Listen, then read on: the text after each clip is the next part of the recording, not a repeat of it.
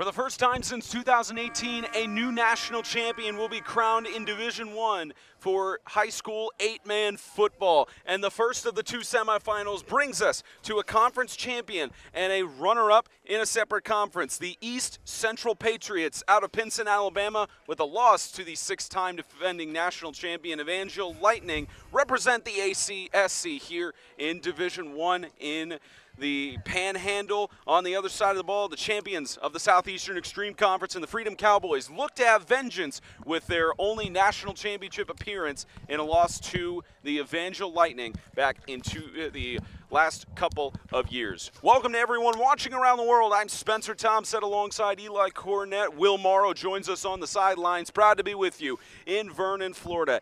Eli, the Freedom Cowboys, we were on call for the Southeastern Extreme Conference Championship last week, looked very much stagnant in the first three periods with only scoring 8 but allowing 8 points against the Tennessee Heat. And once they got a couple of defensive stands going their way, it was all Freedom Cowboys from there. And it looks like the momentum is in favor to the team out of Huntsville, Alabama here tonight. Yeah, Freedom definitely gained the momentum last Saturday against the Tennessee Heat, who we're going to see later. They really gained the momentum. Jalen Venter really came up huge. Just to break the fourth wall for Theo to turn down check 4 for the referee's mic. I think he's good to go on there. Anyways, you were saying, Eli. Yeah, they caught a lot of momentum. They were down bad in the first three quarters, through 3 straight interceptions by Jalen Venter. And then in the fourth quarter, Logan Byers came alive on the defensive side of the football. Jalen Venter and Javion Barnes came alive. Jonathan Callan completed very pivotal passes. So, yeah, the Freedom Cowboys, they're riding high right now. But I think the key is, how do you keep that momentum without looking ahead to Saturday? Because they handled the task at hand. They're 3-time SEAC champions. They have not – I don't believe they've won in Florida, have they? For the Freedom Cowboys, they did get to the national championship against the Evangel Lightning, where they had a victory a little bit ago, and that was again. Sorry about this, ladies and gentlemen, for the break of the fourth wall. Channel 4 on the mixer itself, Theo, turned that all the way down for the referee's microphone, and we got the coin toss in a moment with Nate Starr.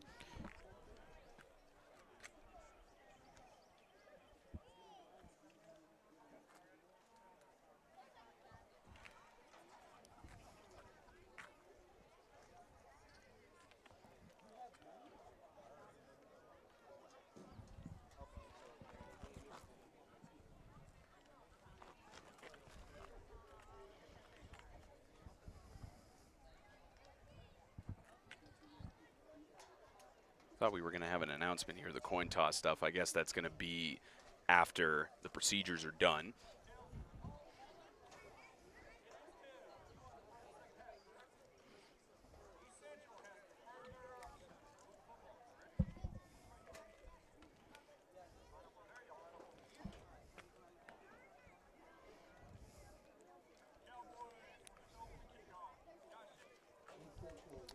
We appreciate Nate Starr for getting the lapel mic on, so the Freedom Cowboys will get the ball to start the second half. But Eli, we were saying about East Central, another big development. We talked, myself and Will Morrow talked with Coach Daniel Smith before the game. Nikita Gitmanshuk, their main starting quarterback, he is not going to start in this game, and at least if to recall correctly, I believe he is not playing. Coach left it at saying disciplinary issues, so a team decision in that regard. Dejan O'Neill is not confirmed on whether or not he's going to play or not, unsure. So this is a tough challenge, especially with Gitmanshuk being their star quarterback throughout the year. Yeah, and they're going to have Barrett Williams step up tonight. He didn't have a lot of production on the offensive side of the football, mostly a defensive player with 27 tackles, 1 interception, 2 fumble recoveries. So Barrett Williams is going to get the start tonight. Really looking forward to see what he can do. Looking for his go-to target, Micah Smith, with, let's see here, with 28 receptions, 774 yards, and 13 receptions, 4 touchdowns. So Micah Smith's kind of going to be the go-to guy that Barrett Williams is going to look for. But as we saw, they won the toss. Freedom Cowboys are going to get the football as East Central won the toss. So we're really going to get a dose of Venter in that offense first. Two Southeastern Extreme Conference teams here in the Division I bracket, showing not only with this invitational tournament, the power of teams that are going to be present here in Florida, but also showing how difficult it was to just choose between one or the other, because all season long, both the Heat and the Cowboys looked pretty well, and we'll see the Heat tonight in a rematch of the semifinal from last year in the NHFA tournament, where they will face off against the Pack Panthers. But as you mentioned, the Freedom Cowboys winning the toss, they will receive to start out this ball game. And one of these games, always good when we get to call a game together, but especially your first time calling games here. Yes. Well, technically you called the earlier Division II semi, but first one of you calling this D1 tournament here in the backdrop of Panama City. Yes, I'm excited. I've been watching both teams all year, played the Freedom early in the year, been watching East Central all year. Really excited for this matchup as this game's about to get underway. And we'll hear from our third member of our crew, Will Morrow, in a few moments. And sure, he'll be teed up for his sideline report. But we are underway in the semifinal at the home of the Vernon Jackets. And I think that East Central got the recovery on the short kick attempt, waiting on a signal from the officials, and they do rule it down. Looks like Andrew Barksdale's the one that came up with it. I guess with the signal, it does look like East Central got the recovery. They're bringing the offensive players out on the field. So great maneuver by the Patriots to start out here, getting an onside kick recovery. And that's what you got to do. You want to keep Venter and this offense off the field. If you have studied film, you know Jalen Venter is a running back at quarterback, so you have to keep him off the field as much as possible. Everybody that's played Freedom during the regular season, they got to keep that offense on the field. And we're going to hand it down to our third member of our crew, Will Morrow, to talk more about Micah Smith. Will?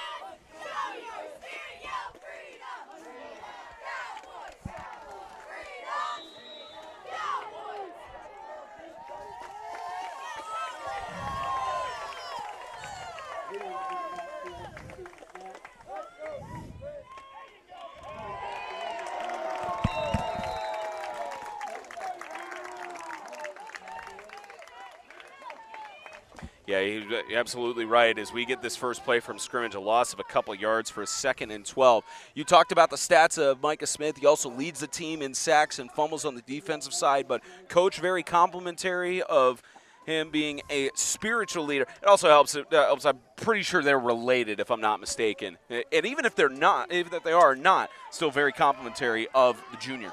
Yeah, it's always great to have a guy that you can trust to lead your team. All coaches are ultimately the leaders of the team, but it's also nice to have that leader on the field and keep his brothers accountable. That's what every coach looks for. Second play on offensive scrimmage, and it's a handoff for the Patriots. Nick Nelson, the freshman, will carry it up to get past where they started on the offensive side to about the 46.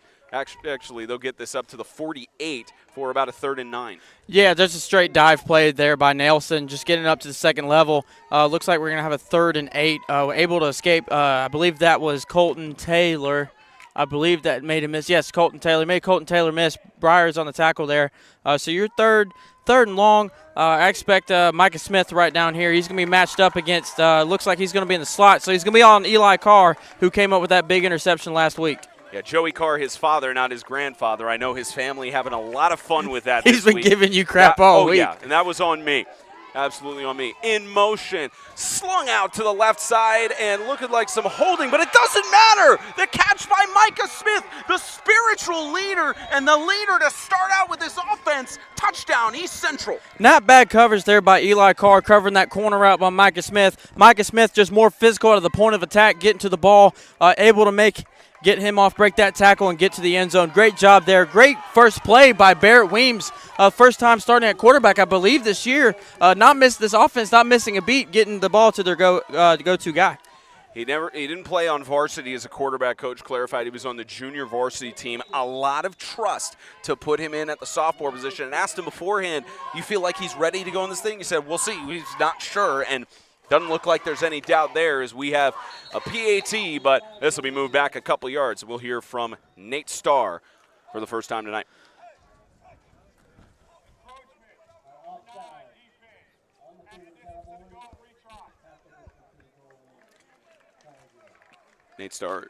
Nate Starr and company, been the officials for this Florida tournament pretty much since 2019 from when we started coming down here with 8-Man Extreme.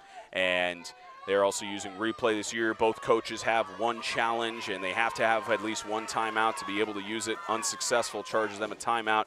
As this PAT is up and good, it went, or actually no good, outside of the right pylon, and that jumped over the wall. We're hoping that that did not jump out in the road. It doesn't look like there's many cars coming around this way here late at night, but the Freedom Cowboys defense allows 6 points on a dime from Mika Smith in the passing game there, and now the Freedom Cowboys will try to get to work on offense, especially when they were expecting to start out with the onside kick recovery. Yeah, they were expecting to start out on offense. Now they're going to get their chance. But familiar shades of last week, Freedom getting down early to the Tennessee Heat. So they're down early, but we know this team can battle back. We saw them against Pack, and we also saw them against the Tennessee Heat. So even if they're down, don't count them out ever. So we're finally going to be able to see Barnes, Venture, Breyer, and Nathan Brown has been really pivotal on this offense. And you know they're going to be fully expecting some sort of trickery here. Maybe another onside kick attempt. Biggest key is just to get on it. And they do at least squib it. This will go down to the 30-yard line and is picked up. Nathan Brown trying to go to the left side. He'll get popped at about the 32-yard line. And Nathan Brown also had one kickoff return for a touchdown on the year, so dangerous anytime he gets the ball. And we'll see the Freedom Cowboys offense go to work. Jalen Venter, the main quarterback, and they don't even pass that often, you would think, but when you look at 23 for 48 through the first 11 games, 564 passing yards, at an average anytime you pass the ball of 24.5 and 12 touchdowns. Well, when you got 5 all-conference guys on offense, I mean, that's what you're going to do. You're going to have that type of production. But as you see here, they're going to split Javion Barnes out wide to the boundary. They usually motion that running back in. They're really known for that misdirection with the motion. Sometimes they'll come back with an option or a quarterback counter. That's kind of their favorite plays. He comes in motion. Here's Venter on his first offensive snap. It's slung, intended for Nathan Brown, and incomplete. In double coverage, no less. Would have been great if he had pulled it off. Would have been great if we had pulled it off, but looks like we have a roughing the passer right here. Yep.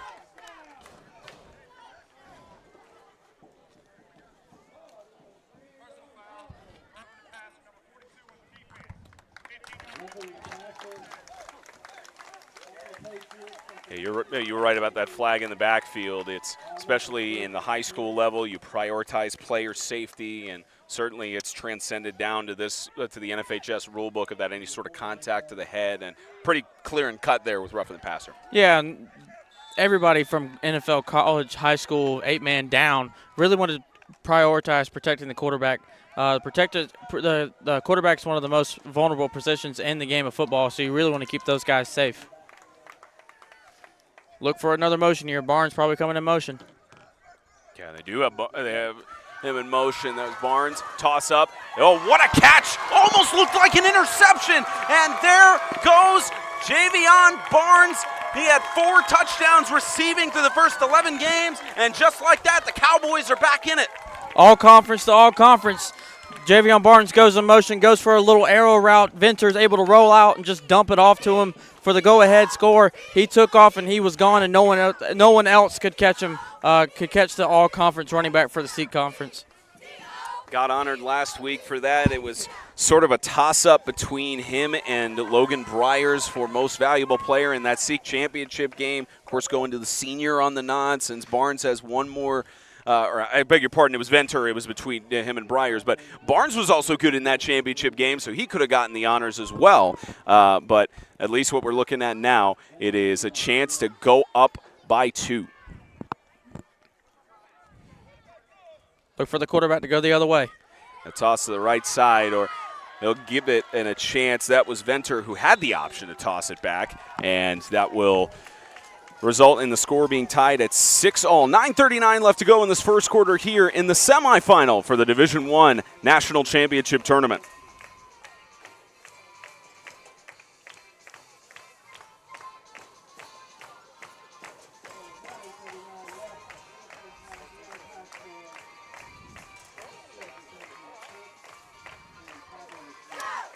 For now, we're going to stay here. The football temperature is perfect right now, 75 degrees. The sun about to set in 36 minutes here in Vernon, Florida.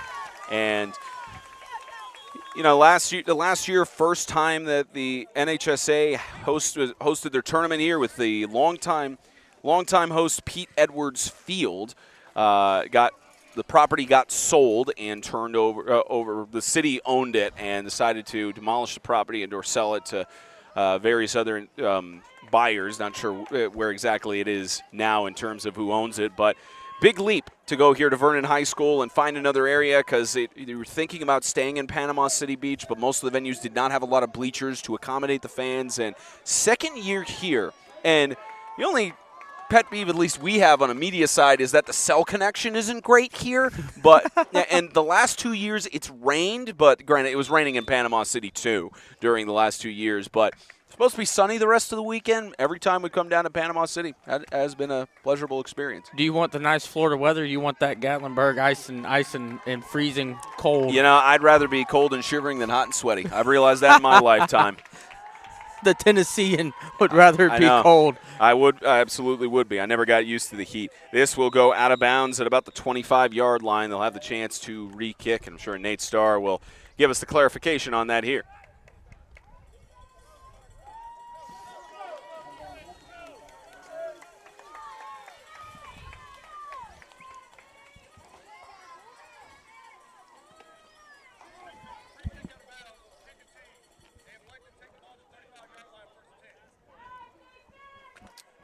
It's always an interesting move on the coaching side and whether or not you make that decision to re-kick with five-yard penalty being moved back or just take it at the closest you could get. I know the NFL is usually the 40-yard line. High school, it's 35. But interesting decision here by Coach Smith, which can benefit or detriment you either way. Yeah, coming from a coaching mind, you just want to avoid disaster there. You don't want to avoid a potential onside kick or a fumble.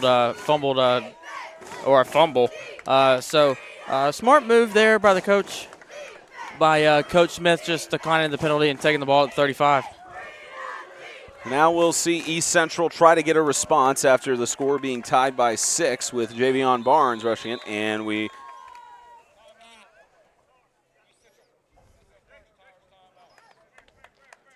East Central is going to take their first charge timeout of the half. We will step aside here in Vernon, tied at 6-all.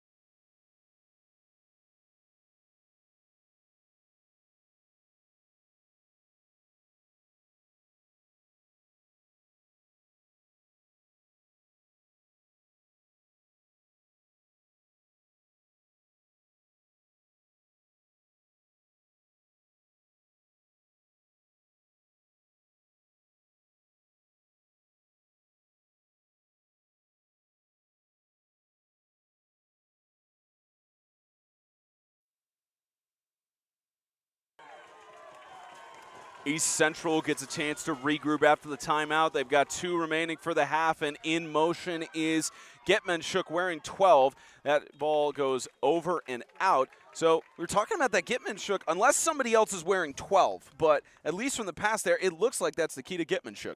Yeah, I believe they're going to put Getmanshuk back in the game. Barrett Weems able to connect on Micah Smith on the last play.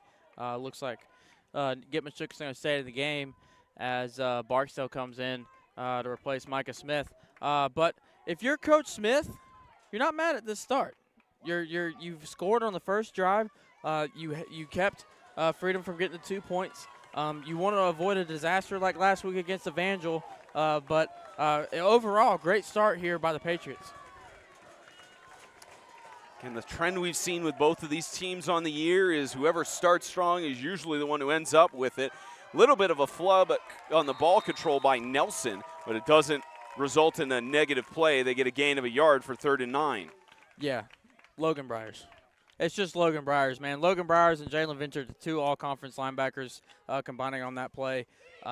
As I believe Nick Nelson was the one that got the ball there, just able to fill the gap, quickly get to their gap, fill a hole. That's textbook. That's what every defensive coordinator is asking for. At least that's what I'm asking for when I coach my linebackers, and they do it perfectly. Love my guys.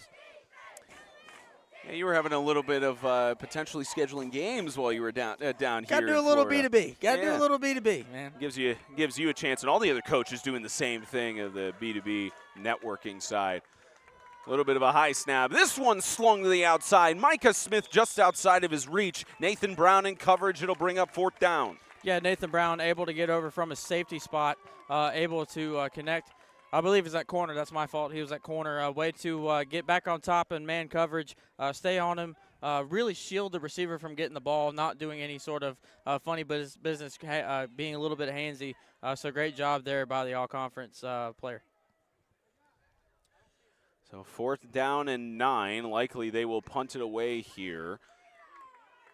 At least as far as I've gathered from what we've looked at in the games, there's not really any fake punts or sort of trickery on special teams from the Patriots. Maybe they could, but it seems a little risque if it's really early on here in the first quarter, and at least it looks like in position. They've got Barrett Weems deep in the backfield to punt it off, and we got another timeout.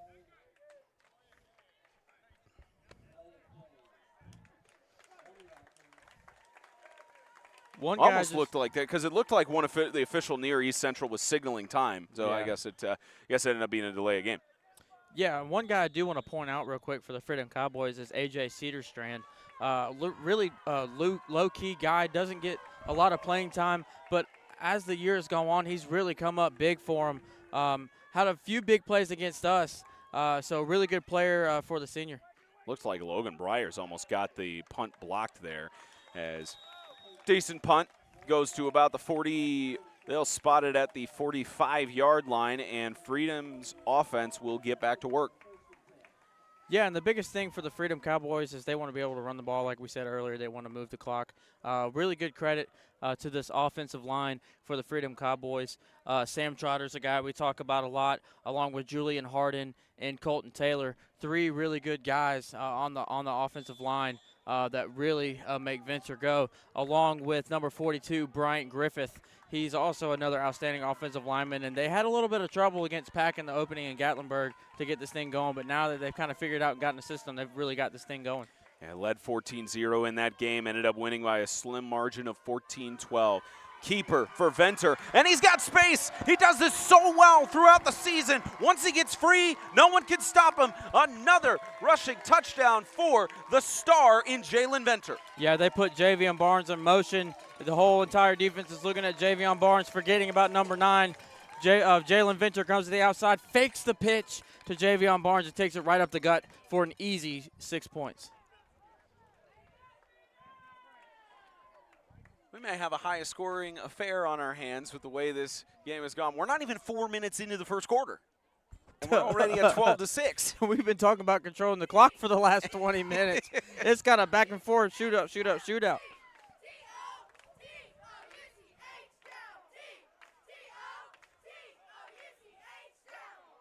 Got Brown and Javion Barnes motion out wide. Look for Javion Barnes come in motion, maybe come out with an option play. Here's that, Venter to the right side, 2-point conversion, good, a leaping catch for Javion Barnes, and the Freedom Cowboys have an 8-point lead. Yeah, just a little whip route. Javion Barnes comes in motion, comes right back outside to the pylon on that whip route. Easy throw and catch from Venter to Barnes.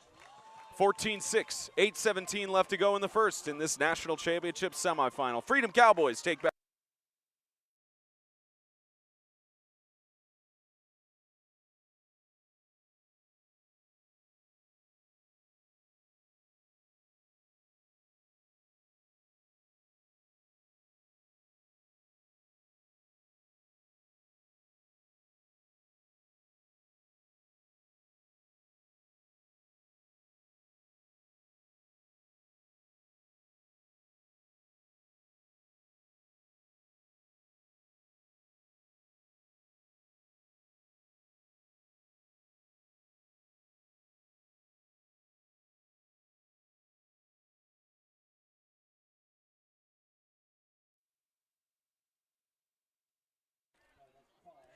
Eli Carr set to boot it away. Both a star on the defensive side and a star on the special team side for the Freedom Cowboys, the junior, as this gets sent out of bounds.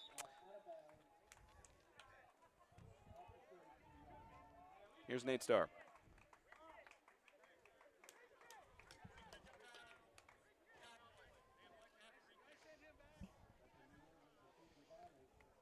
Again, decisions to be made sometimes by coaches. You see East Central saying to take it at the 35, but Coach Collins, well, it could also been in tandem with Kevin Gokman, who's their special teams coordinator, so could have been a mutual decision on that for what to do.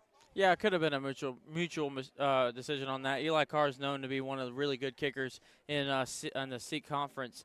So just put another trust in the senior, and hopefully he boots it down. They get a little bit better field position than the 35. So the junior, actually. Junior, yep. my fault. Junior. See, hey, not as bad as me saying that Joey was his grandfather, at least. Not as bad as that. But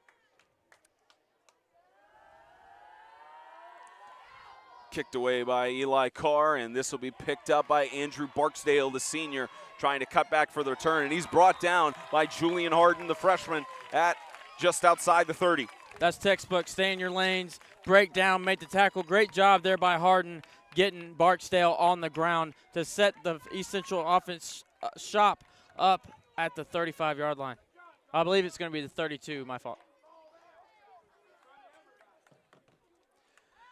See how East Central responds with another score. So far, every team has responded after going onto the offensive schemes. Remember, it was supposed to be the Freedom Cowboys to start out with the ball. An onside kick gave it over to the Patriots. Yeah, and Freedom showing a different look right now. They got two guys. They got both corners out wide on the East Central defenders. You usually see Jalen Venter coming off the edge, but you got both Bryers and Venter in the middle. High snap, they'll use the option here and cutting inside to try and avoid the tackle.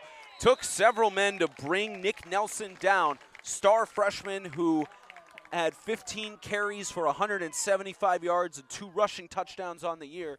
Gets a gain there of about 5. Yeah, Nelson able to make Venter miss when he got up to the second level. Able to make a few other guys miss. But ultimately gets down, setting up a manageable 2nd and 5 for this East Central Patriots offense. Patriots 8-2 on the season, 3-1 in the ACSC. Only loss they had was to the Evangel Lightning in conference in both the regular season and in the playoffs for them to get here. Who I might add have haunted both of these teams for years, and now Evangel's not here, standing in their way.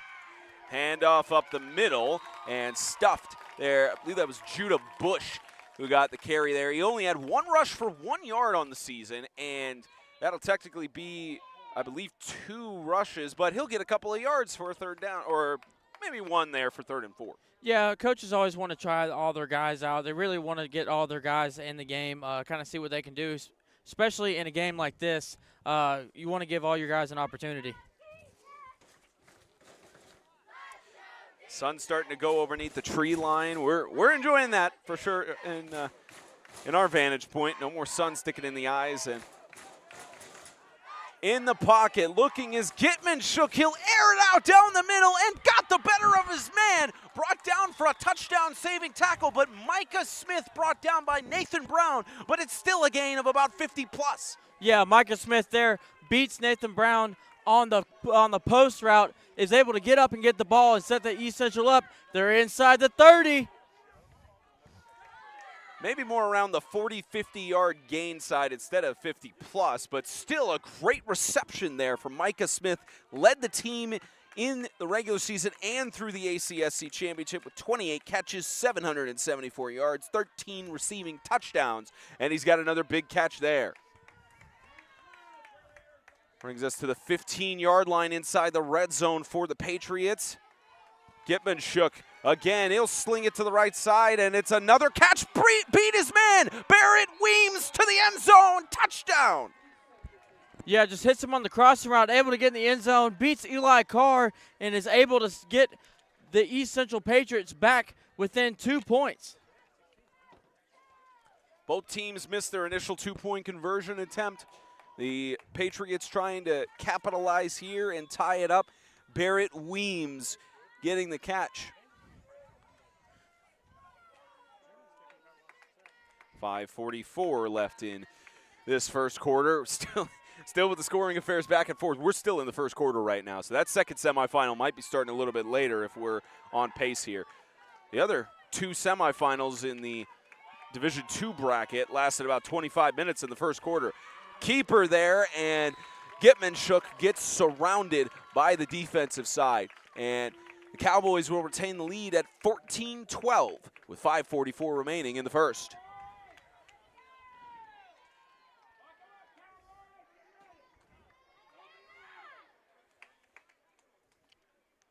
Yeah, hold on. 14-12 the score here, with the Freedom Cowboys leading by 8.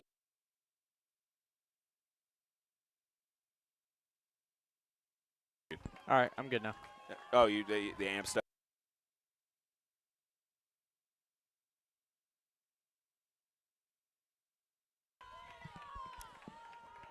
As we mentioned, the first two semifinals in the Division II bracket here in the NHSA, about 25 minutes or less in each of those first quarters. We're almost to 30 minutes in the first quarter. I don't know if this second semifinal between the Pac Panthers and the Tennessee Heat is going to start on time, but it's for a good reason with how close-knit these teams are right now. Good reason. I think that game might be a little bit faster than this one. Both teams love to ground and pound.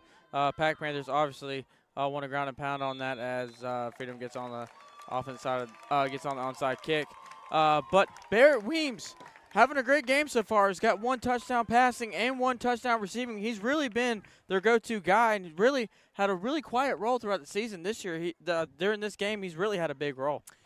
He showed up on the defensive side and offensive side a couple of times for only 2 rushes and 2 catches, but he did have 27 tackles on the year. So showed up a little bit. He was more on the defensive side and the secondary, but for Weems, starting to show up, coach putting his trust in the sophomore.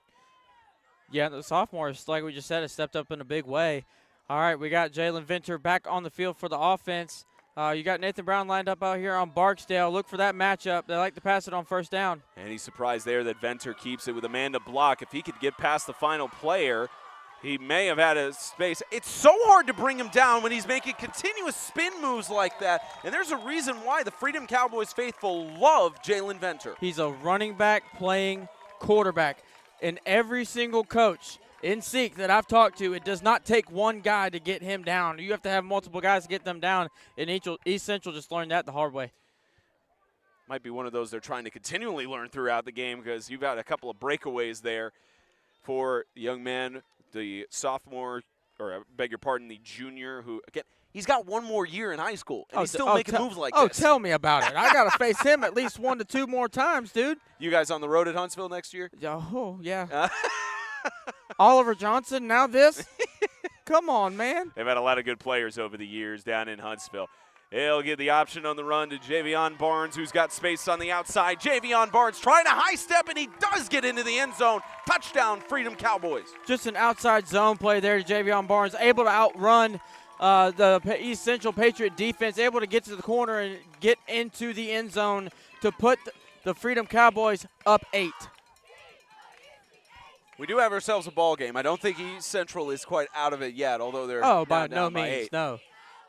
You have a chance for it to be a 2-possession game on this 2-point try. You have a chance, but the way that East Central has been moving the ball, I wouldn't doubt that they come back with a quick strike as well. But might I add, Pac and Heat are in the building, man. We're in for a good one tonight. Yeah, both teams watching this semifinal, anticipating who they're going to face in Saturday's games.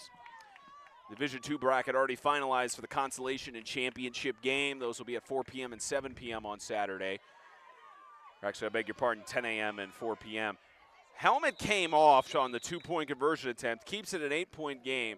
You had, that was Jonathan Callan trying to push through.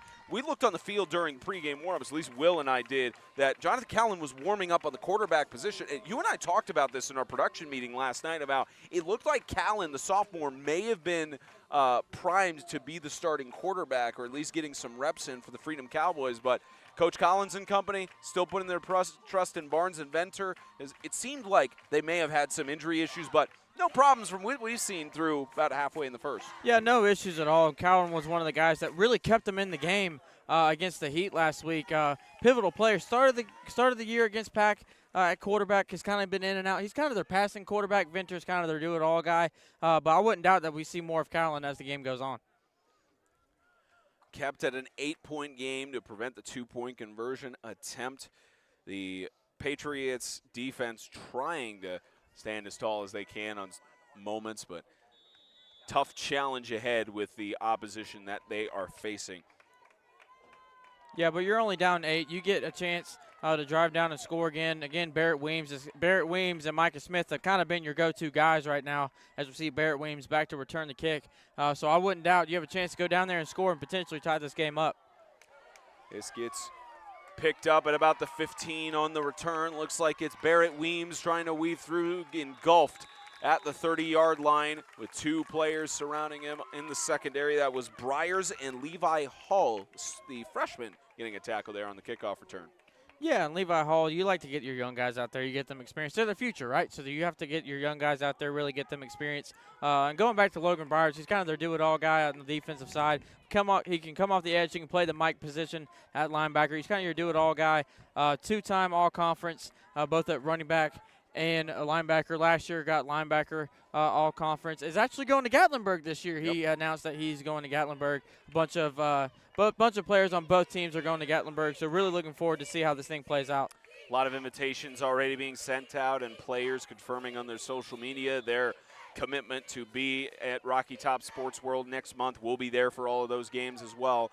High snap for Gitman Shook. He'll air it out on the right side, overthrew his intended target of Nick Nelson, and it'll be a 2nd and 10. And just to keep the thought on Gatlinburg as well, we've got all those games here on 8-Man Extreme in December, but I'm sure Andrew Capps is watching on from all the games here, because all 8 of these teams, we talked about earlier, or at least the other on-air talent through the first 2 games, first time 8 unique teams here, and I'm pretty certain all 8 of these teams participating have at least 1 or 2 players that have either committed and or were invited to the All-Star game next month. Yeah, we have a bunch of talent on the field this weekend. We saw in the previous 2 games, both River Oak, Southern, and everybody else has really been doing good. Gitman Shook with a dart incomplete intended for Micah Smith. Looked like it was also good coverage from Javion Barnes there. Looked like he may have had a hand in breaking up the pass. He had a little bit of that, just trying to hit Micah Smith on the glance route right there. Javion Barnes able to step in and knock that ball away. Freedom Cowboys have sent several players over to the All-American game. We were talking at the media day for Southeastern Extreme Conference back in August, and we asked all the teams that were there and players, what are some matchups you're looking forward to rematching your players, and forgive me for not remembering the specific key players that were there. It was Luchtefeld and one other. Tell you that after this play. Gitman Shook is going to go to the right side. It's incomplete. Great coverage from Javion Barnes to prevent the catch from Micah Smith. Yeah, trying to hit Micah Smith on the post route. Great coverage there by Javion Barnes, able to keep his hand on his hip and really follow him the entire way and break up the pass without drawing a flag. So to finish that, though, you were right. It was Ashburn and Luchtefeld. We asked both of them, which teams are you looking to face off against? And they said, we got a fourth down. Looks like they're going to punt it away. But they both said they were looking forward to facing off against the Heat because they look forward to every year. They didn't face them in the regular season because of scheduling with conference realignment and the division added. And they were very excited to face off against them in the championship. How funny would it be if the Independence Trophy goes from Freedom back to the Heat in a week span? How interesting would that be?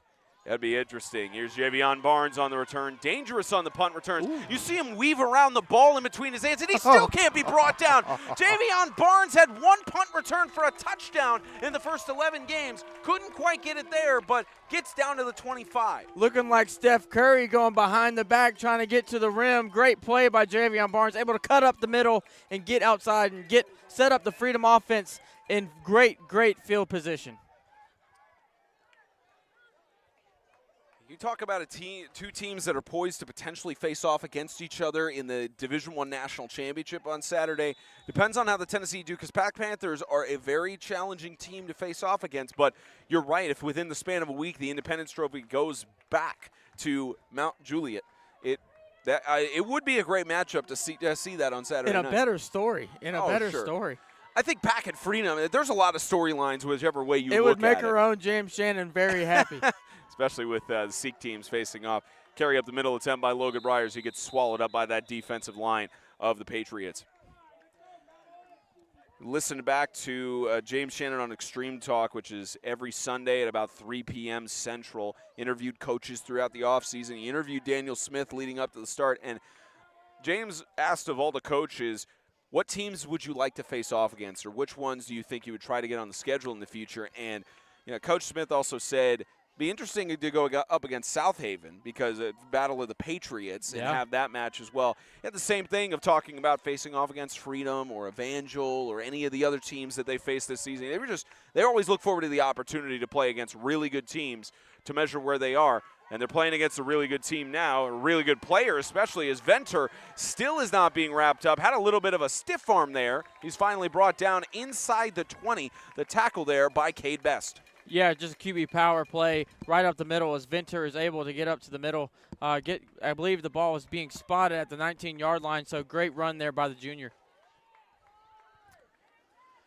Inside the red zone at the 19, but still a 3rd and 1, which with the average yards per carry with their main stars and Bryers, Brown, and Barnes, probably not a lot of worry on that Freedom sideline to get a conversion on the first down here as we reach the 2.5-minute mark in the first quarter. Yeah, and they're going to split Bryers out wide here. Look for them to come in motion. Go for maybe that fake pitch play that they scored on the first one seemed to work out pretty well for them. It's Venter on the direct snap to the right side. He'll be brought down. A good tackle by Judah Bush. At least it looked like it could have been like he slung him down by the neck or the shoulder pad, but looked like a clean tackle there. Looked like a clean tackle there. Just kind of went a little too high on that one as Jonathan Callan's coming in the game now. So we're gonna get We're gonna get a chance to see. My apologies to see what Jonathan Callan can do. We're almost at 40 minutes for one quarter, which I like these type of games that are grit back and forth, and it also just gives a concern to the Heat and the Pack Panthers where they know they're in for a great matchup. And it's cool outside. Oh, yeah. The sun's gone. Oh, yeah. It's a keeper for Callan. He'll take it up the middle, but only get a couple yards gain. Tackle from Cade Best again. Called his name a couple of times on tackles on this drive, and the clock continues to run with a 2nd and 6. And Jonathan Callan going to stay in the game. They like to look Nathan Brown's way when they're inside, when they're in the red zone. Look for maybe Jonathan Callan's coming out of the game. So probably another Jalen Venter run. But they often do like for Jonathan Callan to throw that fade ball up to Nathan Brown, the all-conference receiver. 65 seconds remaining in this first quarter. Freedom trying to drive down, leading by 8, trying to put some more damage to make it a 2-possession game. Venter in the shotgun. He'll keep it himself to the left side. Cuts to the other end of the field. He's got 1 man to beat. We do have a flag down as it almost looked like it was Barnes and Venter colliding there, but Nate Starr will give us the rest of the story. Yeah, it looks like we have a block in the back on Trotter.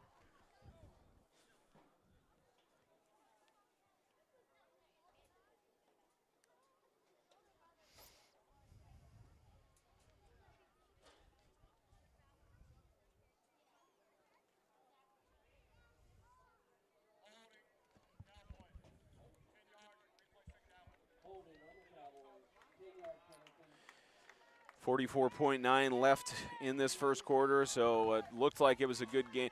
I also like what you're seeing here from Nate Starr. He was having a conversation with, looked like Logan Bryers.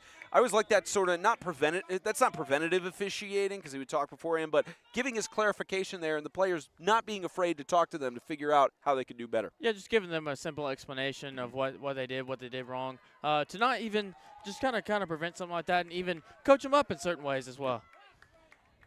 Officials are human too, for anyone who thinks otherwise. You got Barnes in motion. He'll get lobbed in front. Barnes has got maybe some space. He's being chased down. The tackle missed, but the second one he finally gets drugged down. That's Andrew McGowan pulling him down by the ankle, but it does result in the 1st and goal. Yeah, Javion Barnes on the sweep play is able to get to the outside. It's what they've done with him all year long, and it's worked effectively as we saw right on that play. 1 quarter down. We've got a good one here in Vernon, Florida, for a chance to get to the national championship in the Division I section. 20-12, the Freedom Cowboys lead after 12.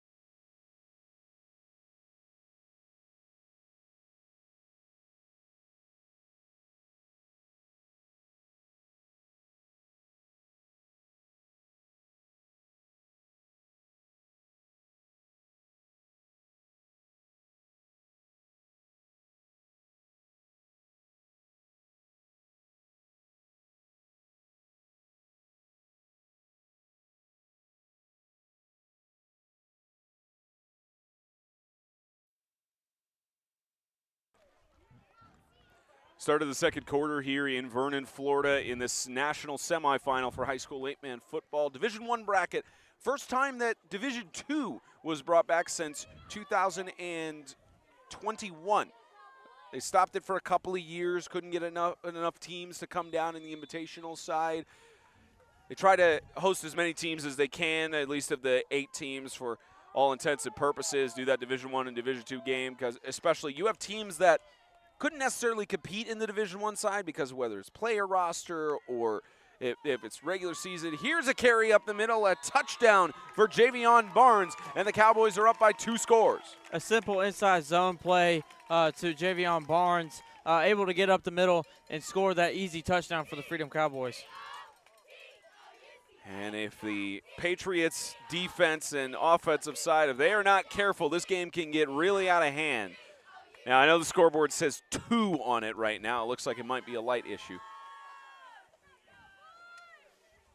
And,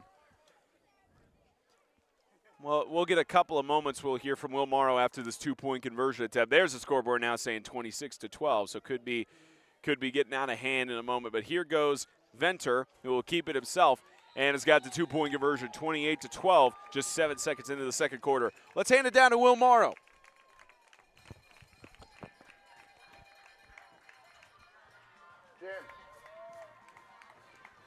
Looks like he's having some technical issues there. We'll hear from him in a moment.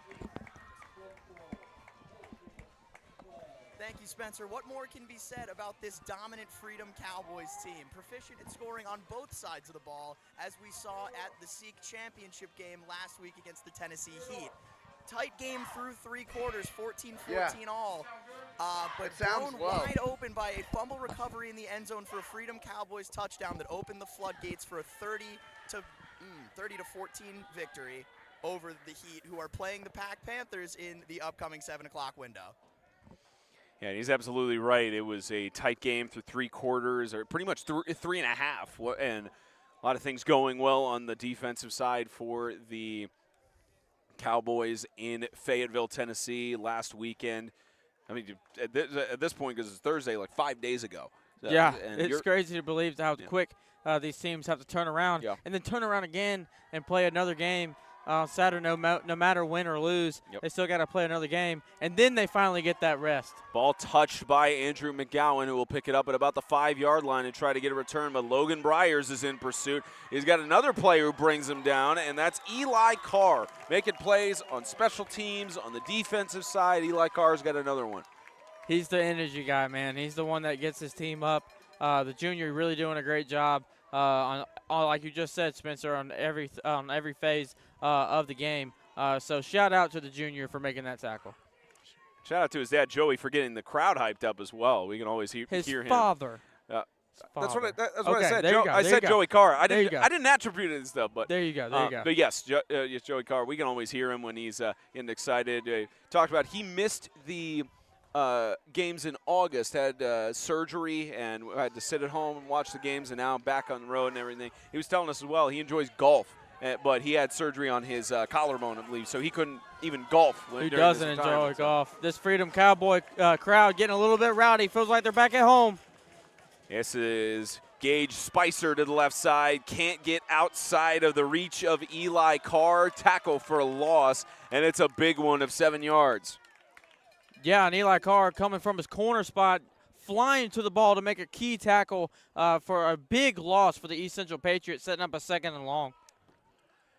And to finish your thought from earlier about the quick turnaround the teams have in Florida, they're guaranteed 2 games. They play on it used to be Saturday and Monday. This is the first year they're trying out the Thursday-Saturday method. And every team we talk to, really none of them that come down seem to have a huge problem with playing 2 games. But you're certainly right. 3 games in the span of 7 days is challenging, but Coach Collins and the other company that get to do this, they always talk about how it is a privilege for them to come down to Florida, and they love the opportunity no matter what circumstances they have, as that ball goes through the hands of the junior Henry Lacey for an incomplete pass. Not to mention you got potentially a semifinal game a week before, so you're really playing 4 games in a 2-week span. So really credit to these kids and these coaching staffs to really get prepared and ready for this great event here in Panama City.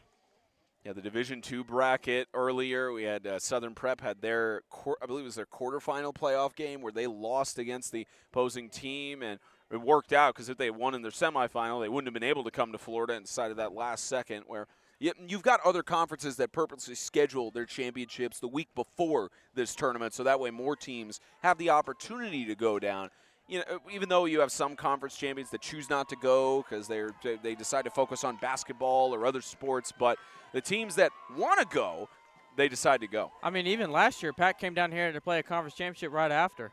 As a good catch by Micah Smith to the right side, gets short of the 20-yard line, and that'll be forced to a 4th and out. But you're right. You have teams that make that decision out. Pack had that where they lost in the national championship and then won their conference championship, the SIFA, on the Saturday afterwards. So, again, another one of those we got to. Good news is immediately getting back up is Micah Smith with his helmet off, so he'll have to sit out for a play and looked like he was potentially shaken up. But good to see the junior back up on his own strength. But not to focus too much on this because I know sometimes you have people on the other side of the coin about the multiple games in the span of however many days. The teams love it. They love the opportunity to go to Florida. Oh, yeah. They love being down here, and it's a credit to to all the organizers that put on this tournament every year. And it starts certainly with Hank St. Dennis. We're thinking of you as you're watching from your home in Georgia, as well as Mike St. Dennis here on site, who has taken the reins for the first year as being the full tournament coordinator this year. As this punt will go down to about the 43-yard line, and the Freedom Cowboys offense will get back to work. About 9:51 left to go here in this second quarter. As reminder for you, we certainly have built up the Tennessee Heat and Pack Panthers semifinal game for Division I tonight, supposed to kick off at 7 p.m. Tomorrow, Division II consolation game is at 10 a.m. between the Coastal Homeschool Hurricanes and the Southern Prep Academy Fighting Rangers, and then the Division I consolation game still pending on whichever teams are unable to win in this game and the one at 7 o'clock. But the Division II championship game at 4 p.m. is set between the Southern Christian Hurricanes and the River Oaks School Mustangs at 4 p.m. on Saturday, actually, with both of those games at 10 a.m. and 4 p.m. We'll have those as well as the final Division I games here on 8-Man Extreme. That D2 championship game is looking very nice right now. Both those teams, really competitive teams. As Venter goes deep. Venter going deep into his pass, and he's got Nathan Brown, who gets drugged down by his feet by Andrew McGowan, and another big chunk play for Freedom. All-conference quarterback goes to his all-conference receiver just on the straight 9 route to Nathan Brown. He's able to just catch it easy, like catching bread in a basket, able to get down to the 9-yard line as the Freedom Cowboys are now, again, set up to be in scoring position. This is what we've seen throughout the game of big chunk plays from the Freedom Cowboys and making it downfield. And not saying that any play is easy or any rush is easy, but when you have a star like Jalen Venter or Javion Barnes or even Logan Bryers on the rushing side, 10 yards, not really a problem for him as the stats have shown. Absolutely not. When you got playmakers like that who've been together for that long and have that chemistry, it's really easy to get those big plays. So 10 yards may seem like nothing.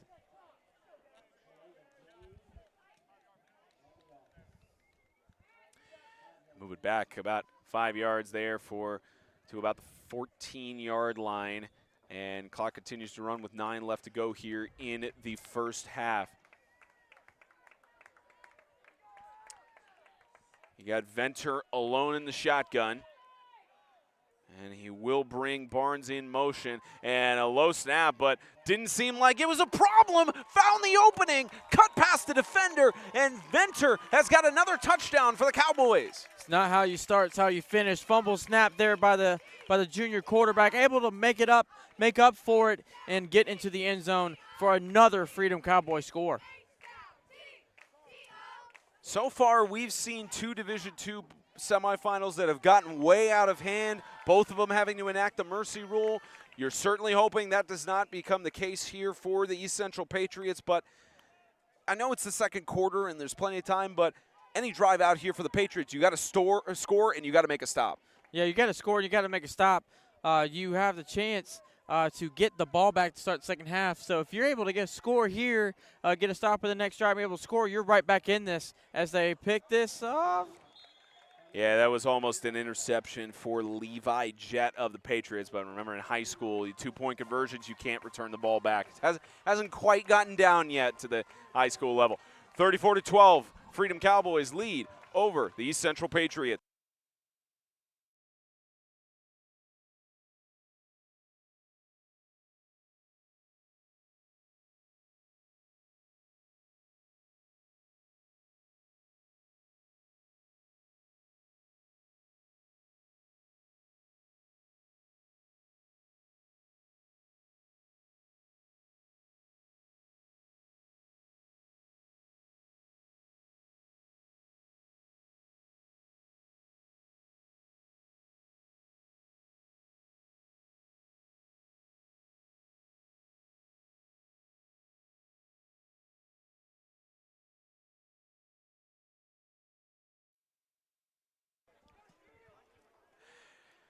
Freedom Cowboys set to kick off. They will give an opportunity to this junior Elijah Sears to boot it away here for the team out of Huntsville, Alabama. And it'll be a nice squib kick that'll go 10 yards, and this will bounce out. It was nice on the distance, but had the angle to the left, and it'll be a free kick out of bounds.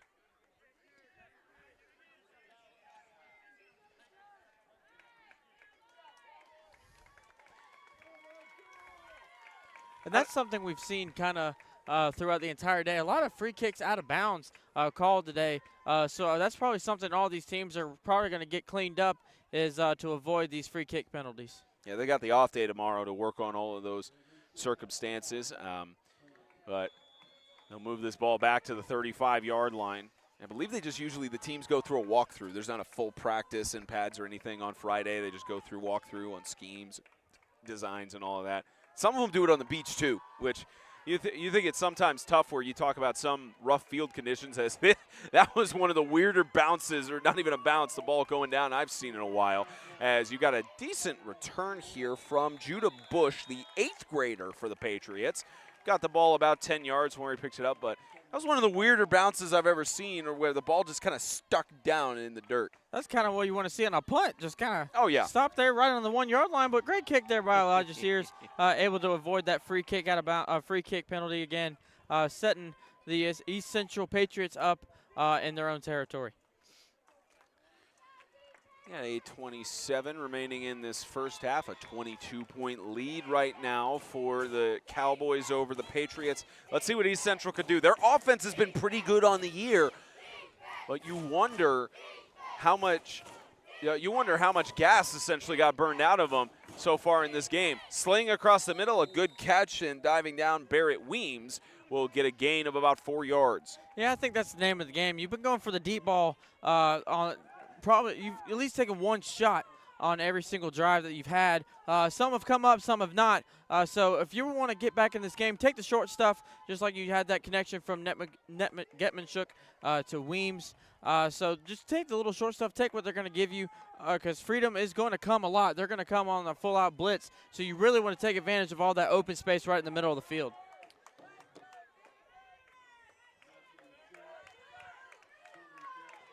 From the 39-yard line, the Patriots with a second down and about 4.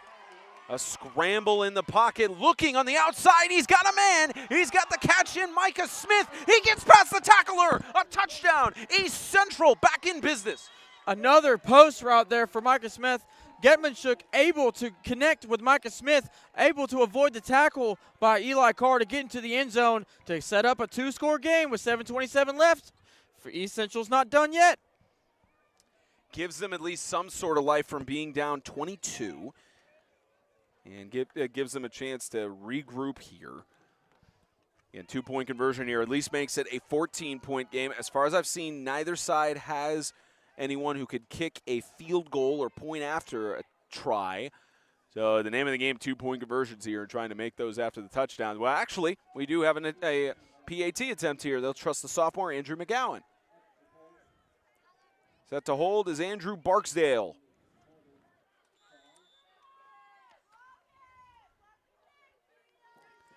trying to make it a 15-point game. Snap, set, kick, and it's good inside the right upright. 34-19 is what the score will be with 7:27 remaining in the first half here in this national championship semifinal for Division I 8-man football.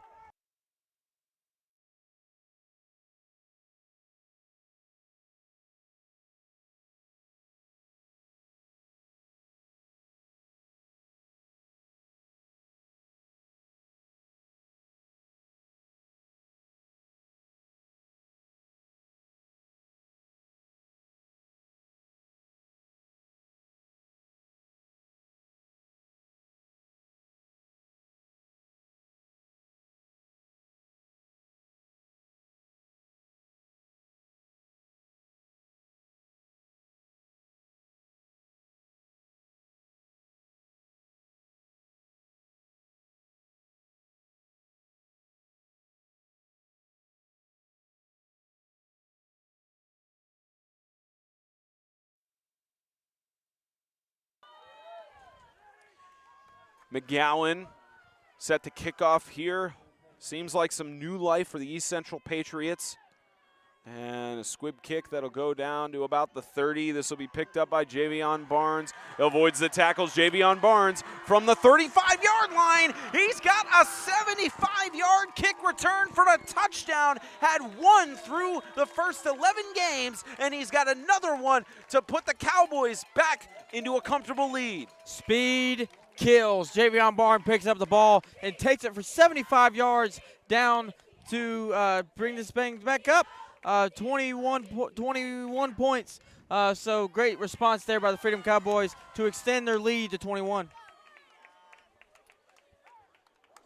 Tell you, it just seems like anytime either of these teams go down or have a score, there's an immediate response. The Cowboys have gone on a little bit of a run here, but it seems like at times they're just both responding, and time is of the essence. We talked about how controlling the tempo of the game, and well-paced game thus far here in the semifinal, and not any sort of worry. Maybe a little bit on the East Central sideline in terms of this potentially getting away, but not any worry in terms of time-wise, as Venter fakes the handoff and will get another 2 points on the board to make it 42-19. Yeah, and if you're East Central, you're not worrying just yet. You have a potential to score. You haven't really been able to stop Venter in this offense, but if you can get one stop, right, if you can get one stop, you're potentially down 1 or 2 scores in that situation. So, again, manage the clock. You got 7:13 left. You don't have to go for the big play right away. You want to keep Venter in this offense off the field, and you get the ball to start the second half. So you really do have a chance to get really back into this thing. But both credit to both teams that have been playing their hearts out today, and I believe we may have a decent finish tonight. Especially, again, getting that onside kick at the beginning, Freedom Cowboys could be up by another score here if they gotten the ball. So you're absolutely right with the Patriots getting the ball to start the second half. And they still got plenty of time. To my knowledge, neither team has used a timeout in this first half. And certainly, Theodore, our producer, correct me if I'm wrong on that. I'm pretty sure that all teams have 3 timeouts right now. East Central took 1. Okay, so they've got East Central has 2 timeouts. So not really any huge concerns about time or management at this point, but you've got a 42-19 lead. The scoreboard is what's the concern right now. Yeah, scoreboard is definitely the concern right now. But again, you just got to settle into the game. Feels like East Central finally has settled into the game after that first score. So they're looking to get back into this thing. This will bounce down to about the 4-3-yard line, and another return attempt to the right side. This looks like Judah Bush, who's trying to find a seam, and he gets ripped down from behind. That was a tackle by Seth Hicks, the sophomore. Yeah, and Judah Bush, way to get outside on that return. Setting up the offense. It looks like it's going to be at the 25. I don't believe where they're going to mark it. Looks like they may mark it at the 22 or 23 yard. Yeah, it's going to be the 23-yard line. So either way, great return there by the 8th grader. Really showing out today on the offensive side of the ball and special teams. Talk about this whole next man up scenario on the Freedom Cowboys side. They graduated 10 seniors last year. East Central graduated 12 of their seniors last year as well. You have a lot of turnover, and when we know, of course, it's the normal in high school where the amount of seniors graduating, but a lot of senior leaders graduating on both sides heading into the 2024 campaign as Nick Nelson gets tripped up trying to rush it. Will get maybe a gain of a yard or two. Yeah, and he was tripped up by Colton Taylor there on the play. Colton Taylor able to shoot the gap and really trip up Nick Nelson there to create a great play for the Freedom Cowboy defense. And Colton Taylor, another one of those players at the sophomore side who does not have any stats. Thanks to Kevin Gokman for getting us the statistics. I believe I don't know if they kept stats in the SEAC championship game because we didn't have those on standby. But the great thing about it, though, is what Coach Gokman told us is that none of their players played a complete game heading into last weekend's conference championship, because if they did, the stats would be unbelievable because of how great the trio are of Venter, Barnes, and Briers. Here's a deep toss and a dime of a catch in coverage. Micah Smith gets the better of Javion Barnes, and again, East Central has got another 6 points. That's kind of been the battle out wide there with Barnes versus Smith. Also on interchangeable when Barnes is on offense. That's kind of been the key matchup today. Something we were going to mention in pregame is Barnes is kind of the guy that they like to go to. Micah Smith is kind of their do-it-all guy today on this semifinal game.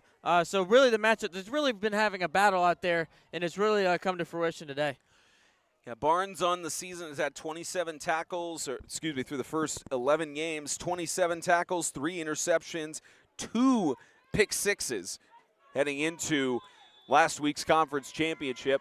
And with 5:59 left to go in the second quarter, you got a PAT attempt here from McGowan to try and make this my math is correct, an under 20-point game.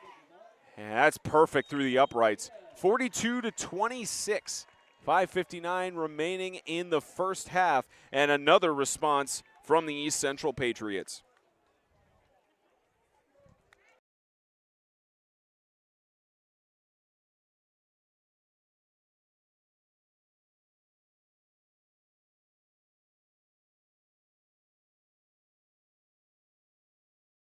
Yeah, it was also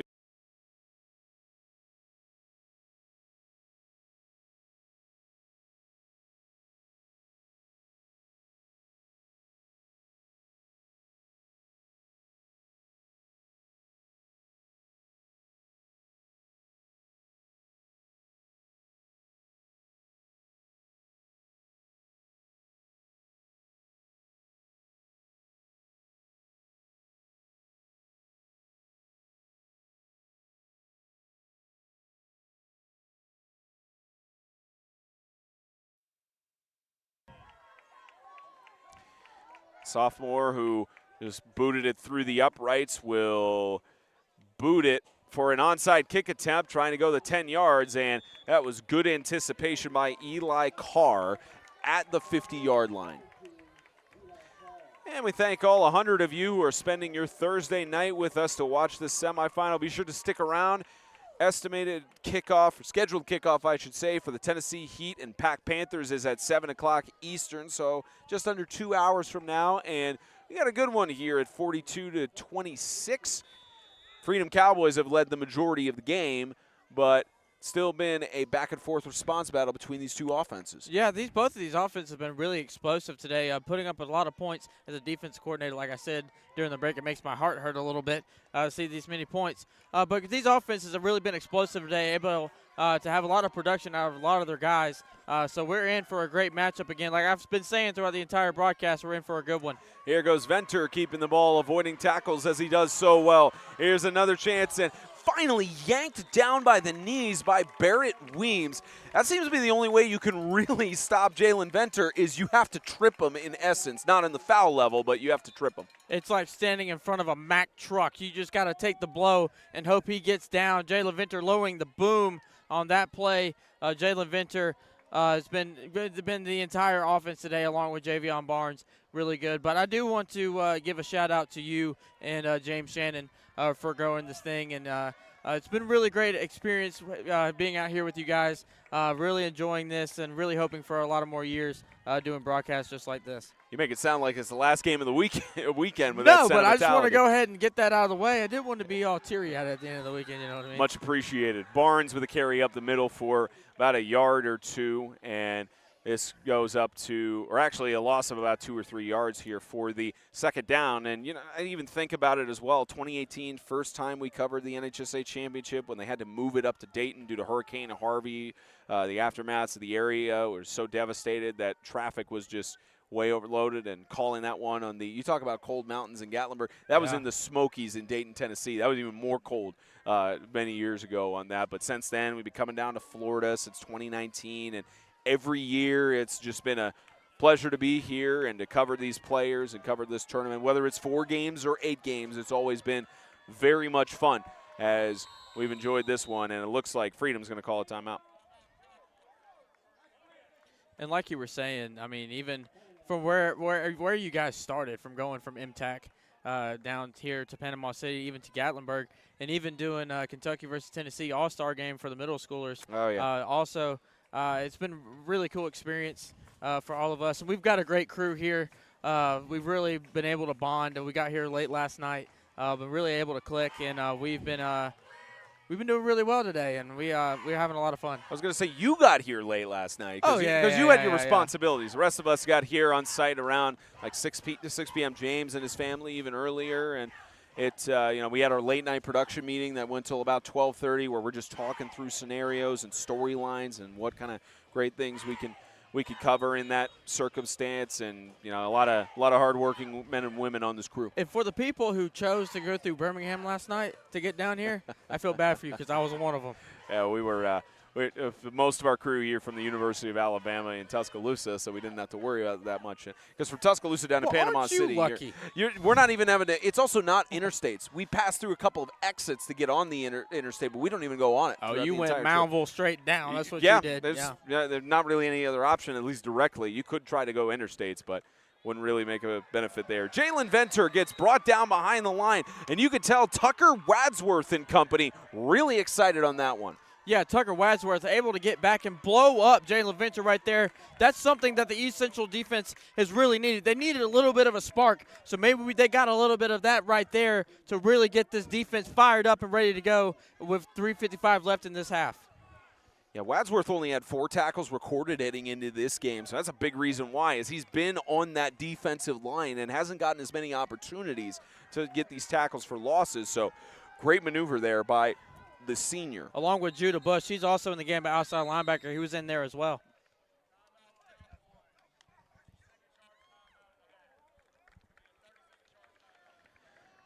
So not too long of a break here for the Freedom Cowboys to work with. Their second of this first half with 3:37 remaining here before we get to the halftime break. And Will Morrow will get a chance to talk with Daniel Smith at the halftime. And we will step aside here for the timeout.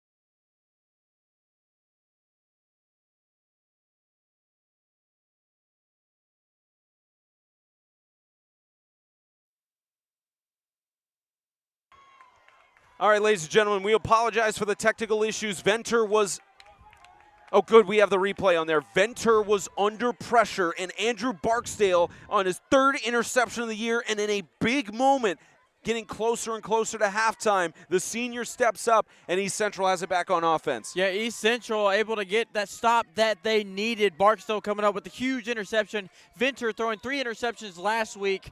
It's starting to carry over into this week with Barksdale coming up with that one. But you got 3:29 left. Don't be in a rush. You have 3:29 left. You have 1 timeout left, I believe. No, you have 2 timeouts left if you're the East Central Patriots. So you have a lot of time to work with to get down there and make this a 1-score game. Lob pitch forward to Gage Spicer, the junior, trying to find space. There is a flag down around the line of scrimmage as Spicer took it to the left side. And we'll hear from Nate Starr in a moment.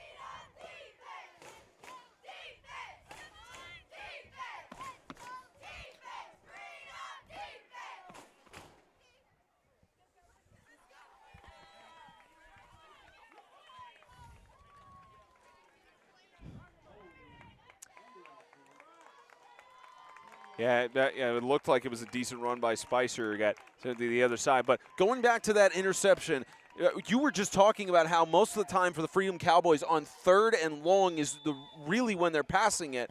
And Venter, one of the few times he's been under pressure, so you could understand why he made that throw. Yeah, he's looking for his all-conference receiver, Nathan Brown. He's known to go up and get it, but Barksdale just got the best of him that time, able to get the East Patriots back on offense. 3 minutes and winding down left in the first half. You've got a 1st and 20 here for East Central. A scramble by Gitman-Shook. The catch is made across the middle by Micah Smith, who gets up to about the 12-yard line. And that brings us up to about a 2nd and still long. And that Micah Smith-Javion Barnes matchup has really been working well for the East Central Patriots. So I would look back to that as you got 2nd and long. You don't want to wait till 3rd down to really take that deep shot. You want to try to set up that deep shot now and potentially maybe get something short underneath if you do get the 3rd down. Because if you have to punt, you're setting the Freedom offense up probably within the 50-yard line. So you want to try to avoid another Freedom score. Nothing like Friday Night Lights, right? Even though this is Thursday. Thursday Night Lights. But there's nothing like high school football, right? Nothing like this environment. Best sport in the world. 2nd and long. Gitman-Shook is going to get it across the middle again, and he's got his target in Andrew Barksdale, which will bring it back to about a 3rd and 12. Yeah, you're just right back to the chains, 3rd and 11 here. You want to try to go deep at least, or at least get a good chunk of yardage to back up this Freedom offense. Take your time. You got 1:48 now winding. You really want to take as much time off the clock. If you really don't want to go for that deep shot, really give Venter and this offense a lot less time to work with than they've had all game. 95 seconds remaining in this first half. The Cowboys defense trying to make a stop, especially because East Central gets the ball to start the second half. You wonder if you get a big burst play here from the Patriots. And you got Micah Smith and Javion Barnes up top. Gitman-Shook across the middle. There's another catch made by Micah Smith. And right at the sticks, we'll see where they spot it. And they'll move the chains for a 1st down. And if you're Coach Scott, you got to think about timeouts here. You got 1:12 left. The clock is still winding. You got to go if you really want to get a chance to tie this thing up beginning in the 3rd quarter. And we got a timeout by East Central.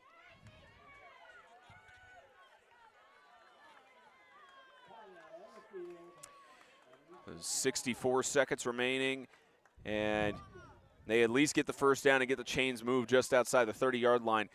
We've seen burst plays from the Patriots thus far, but it's a really tall task of this offense from what we've seen in this first half to ask them to go 70 yards in 64 seconds. But this offense can do it. They've had big plays all year. They've had several big plays tonight from Gitman-Shook and Weems to Micah Smith. So I would probably guess number 8 is going to get the ball sometime on this drive. You got 1:04 left. You still got one more timeout in your back pocket, so you're not really stressing yet. But you do have a chance to make this a 1-score ball game going into half.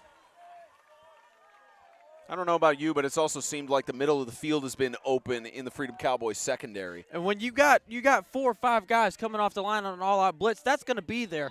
And a lot of teams do, like Evangel did take advantage of that several times when they played back in October. So the East Central Patriots really exploiting that right now. Gitman-Shook. Right side, he's got the out route and out of bounds. Smart move by Andrew Barksdale, who will get it for the 1st down. Yeah, just a quick out right there in Barksdale. Great job getting out of bounds to potentially set them up. They still got that one timeout left, so smart play there by Barksdale.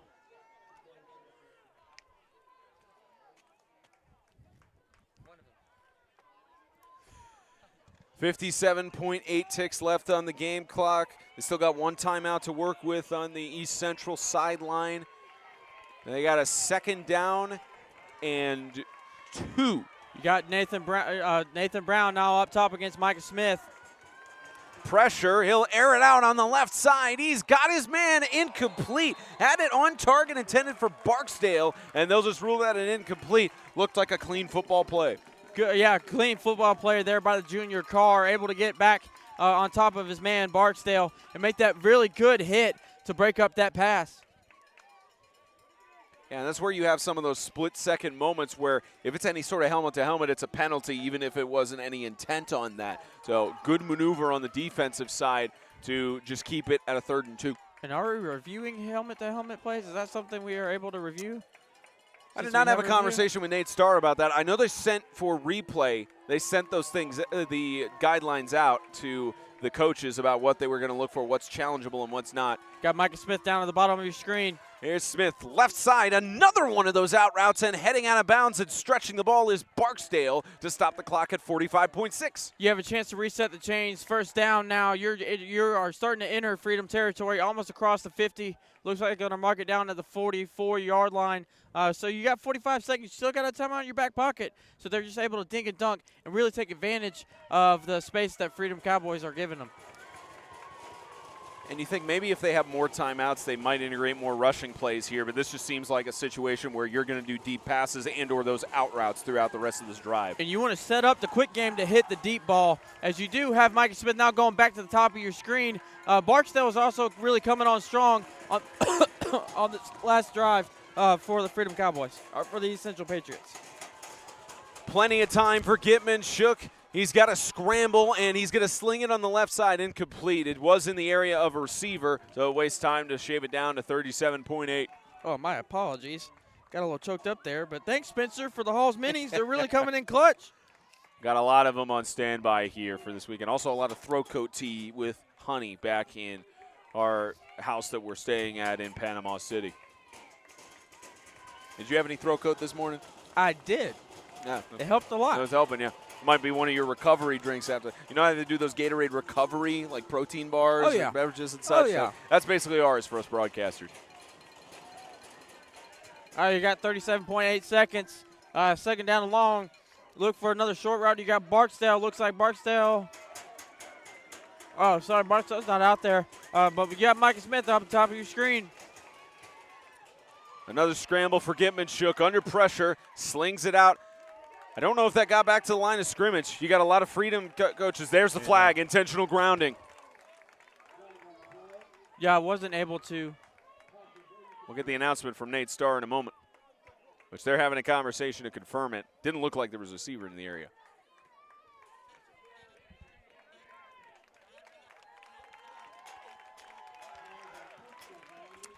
Yeah, in high school it's only 5 yards, not 15, but they still lose the down there. And that's another one of those tough plays where he's wanting to not take the sack but couldn't get it past the line of scrimmage, and even then there was no receiver in the area while he was still in the pocket. Yeah, and he was also still inside the tackle box. So either way, it would have been better if the receiver was in the area, because then it would have been a flag.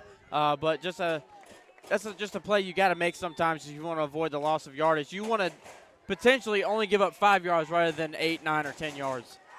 Well, this is third and more than a quarter of the field.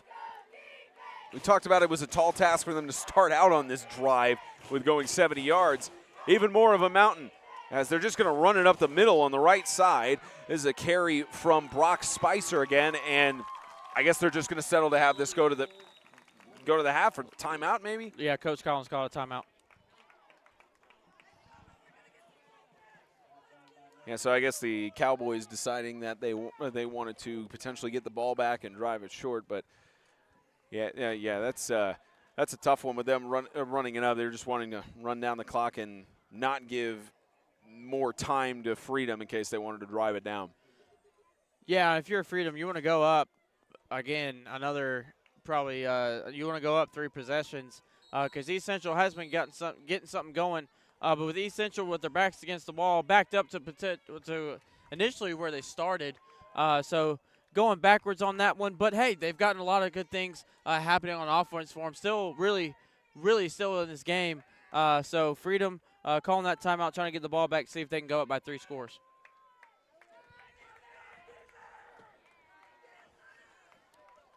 A 20.9, and talked about how explosive these offenses are throughout the game.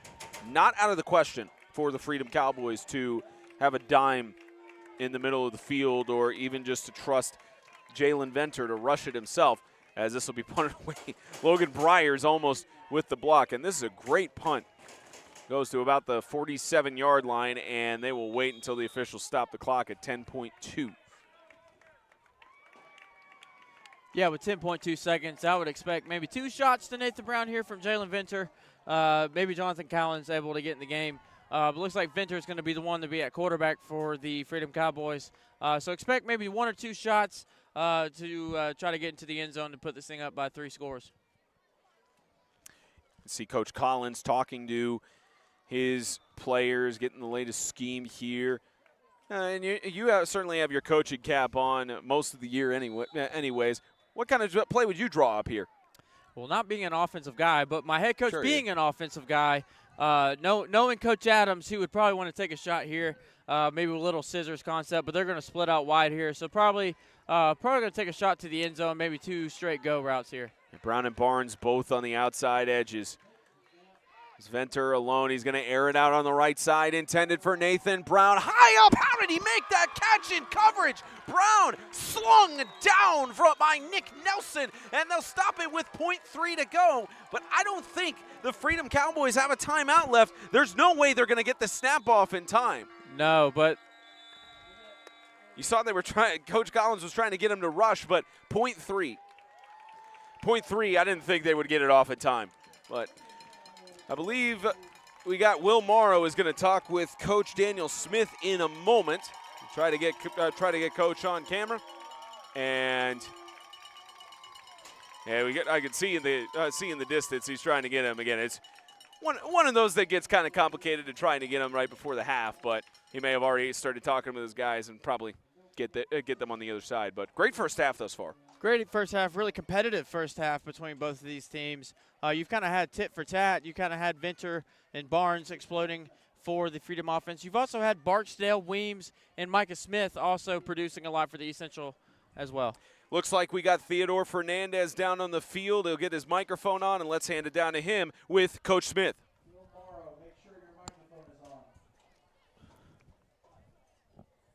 All right, Coach, how do you think your boys have performed in the first half here?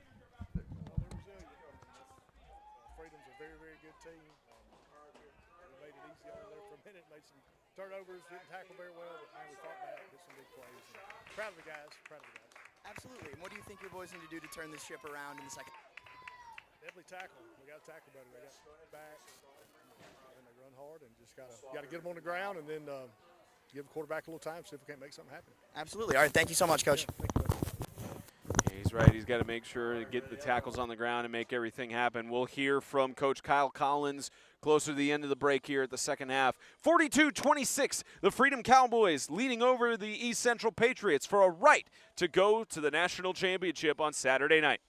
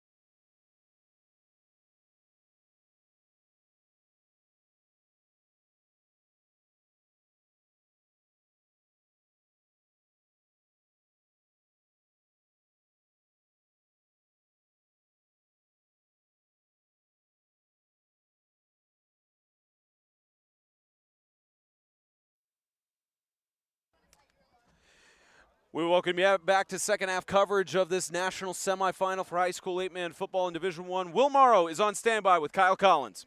Thank you, Spencer. All right. How do you feel about he's going. heading into the second half? Well, not as good as I thought I would.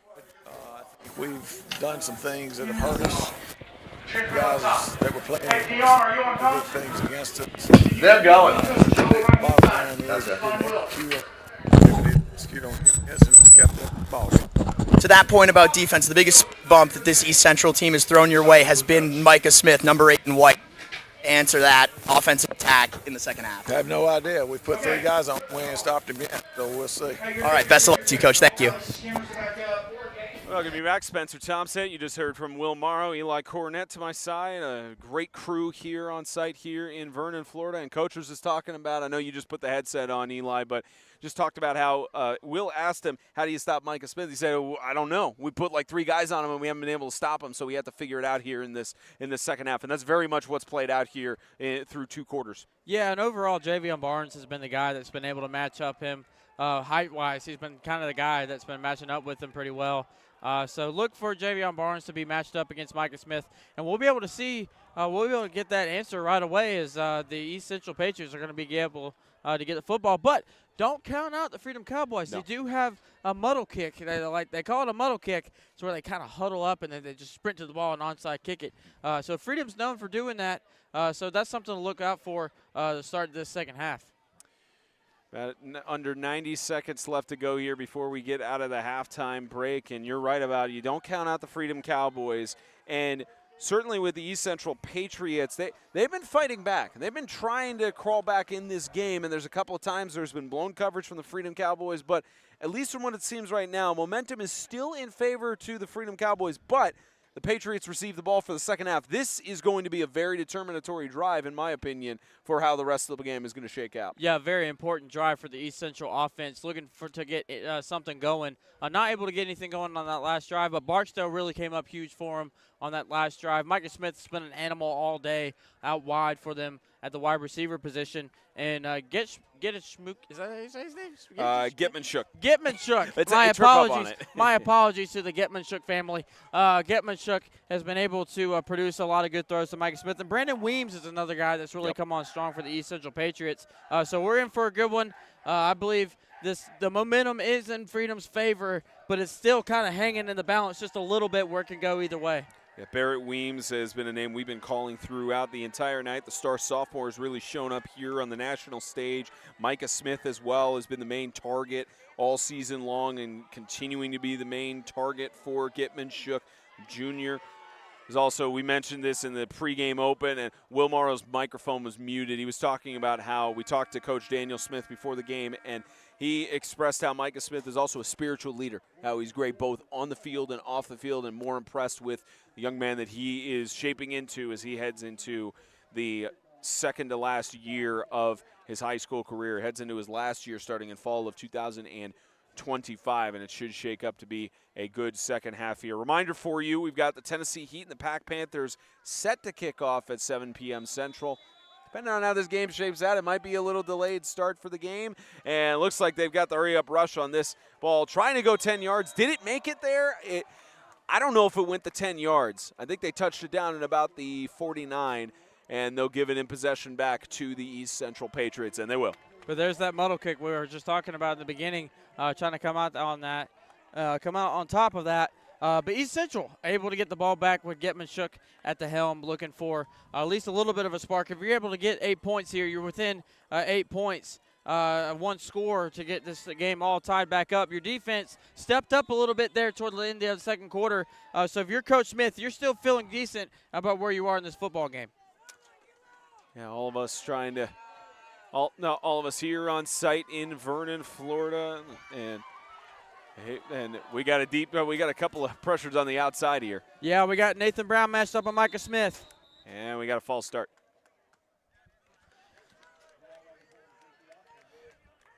And might I mention, this is the first time we've seen Dejon O'Neal in the game for the East Central Patriots. 61 rushes for 550 yards, 11 touchdowns on the ground. Defensively, 17 tackles, 1 sack, and 2 forced fumble recoveries. So Dejon O'Neal, another big part of this offense that they're happy to get back for the second half. Yeah, Coach was talking about, we'll mention it after this play. Here goes Dejan O'Neal trying to make a statement here and gets to the 36-yard line. Coach Smith told us before the game he was not sure if he was ready to go. Second half, he's got an impact to move the chains for a first down. Another guy we're seeing in the offense right now, Morris Thomason, doesn't have stats on the year, but he's also a key piece to this offense. So you got Dejan O'Neal, you got Getman Shook, you got Micah Smith out there, you got the whole East Central crew out there that's kind of created all this offense productivity. You also have, I believe it's number 28, Kaysen Montemagno out there as well for them as well. Or is that number 28?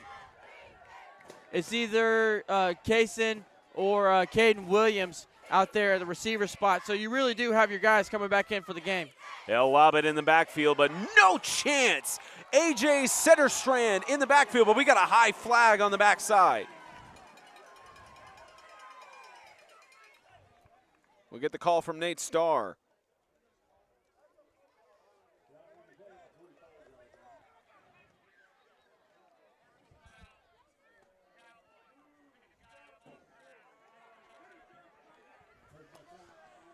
Huge for this defense to let that play go. And my apologies, that was Jamion O'Neal who's in the game, who is in the game for the first time alongside his brother Dejan O'Neal.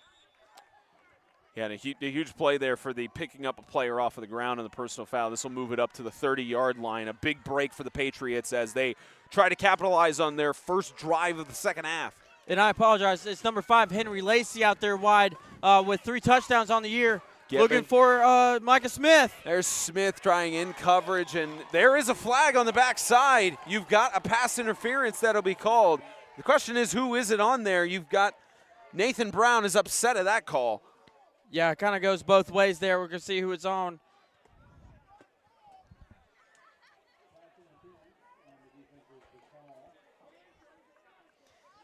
I tell you, it's, again, bang-bang plays like that. At least from my perspective, it looked like they were both shoving off of each other. Yeah, and sometimes those can go either way. Sometimes the referee will call it, not call it. Just kind of depends on the referee group team you have out here. But these referees today have really been on top of all the calls. They've really been doing a really good job out here today. Yeah, you got the, again, bang-bang plays like that, and they've got the closer perspective on the field than we do. So gives East Central the ball. Or continues to have them possess the ball as here goes Dejan O'Neal, who will get up to the 15-yard line. They started out on a 1st and 10 from the 15 inside the red zone. They'll gain about a yard on the play for 2nd and 9. And this offense is really looking different with the O'Neal brothers out there. Dejan O'Neal able to pick up a few yards on that carry. So you really do have a good balance right now with O'Neal and Smith. As Getman Shook comes back in, as O'Neal's going to come out, looks like Ned Nelson. It's going to be Bush, the 8th grader, who's going to come in at running back. But this East Central offense is threatening inside the 15. You got Williams outside wide here against Eli Carr. You also got Mason Smith up top. Getman Shook, quick sling, right side, trying to be one more man to the end zone. Tried to stretch it out to the pylon, did Micah Smith. He'll be ruled short, but it will be a 1st and goal for the Patriots. Yeah, and I do believe we do have a Cowboy down. That is.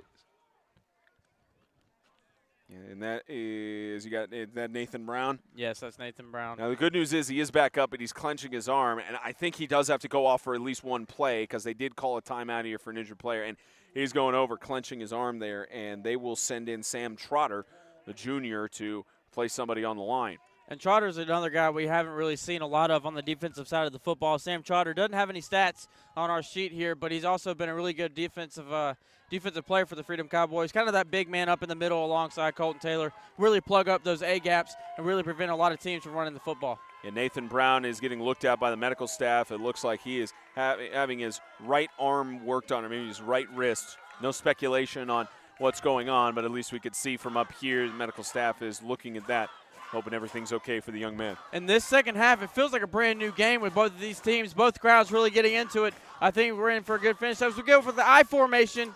I formation, a little bit of a collision. The ball is loose. It's picked up, and it's recovered on the fumble recovery by Eli Carr. He had a multitude of interceptions on the season. pending last week's game stats, that's the first fumble recovery for Eli Carr on the season. Yeah, a little exchange there from Getman-Shook to Nelson. Eli Carr right there. Johnny on the spot, able to pick up the football and get the football back to Jalen Venter in this Freedom Cowboy offense.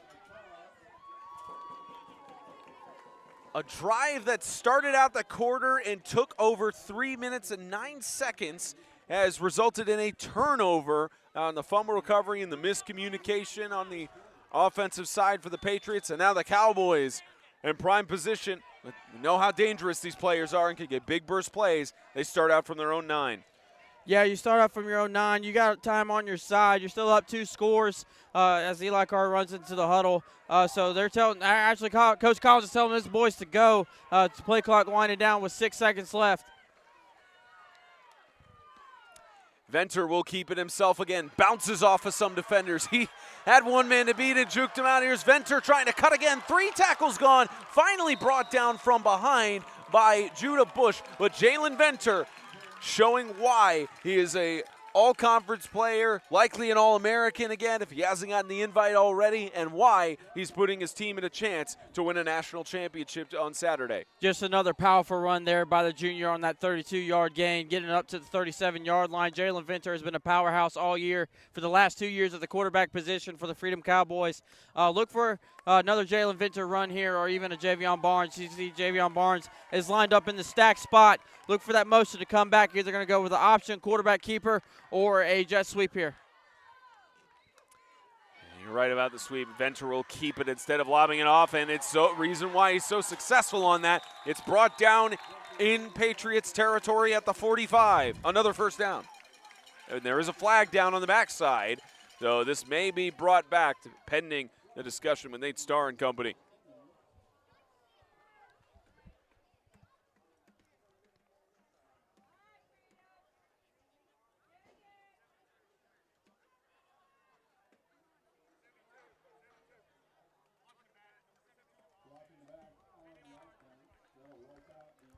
Sam Trotter called for the foul.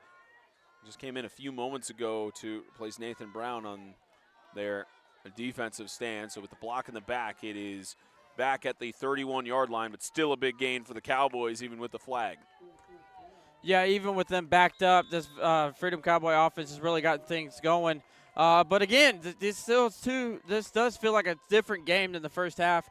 East Central will be able to get some of their starters back on the field, like O'Neal and both of the O'Neal brothers, as Barnes comes in motion.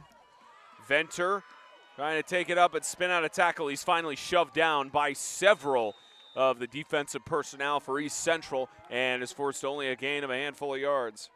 And what a job by Bush, the 8th grader, to stick Venter right in the hole to prevent another great long run by Jalen Venter. What a play by the 8th grader.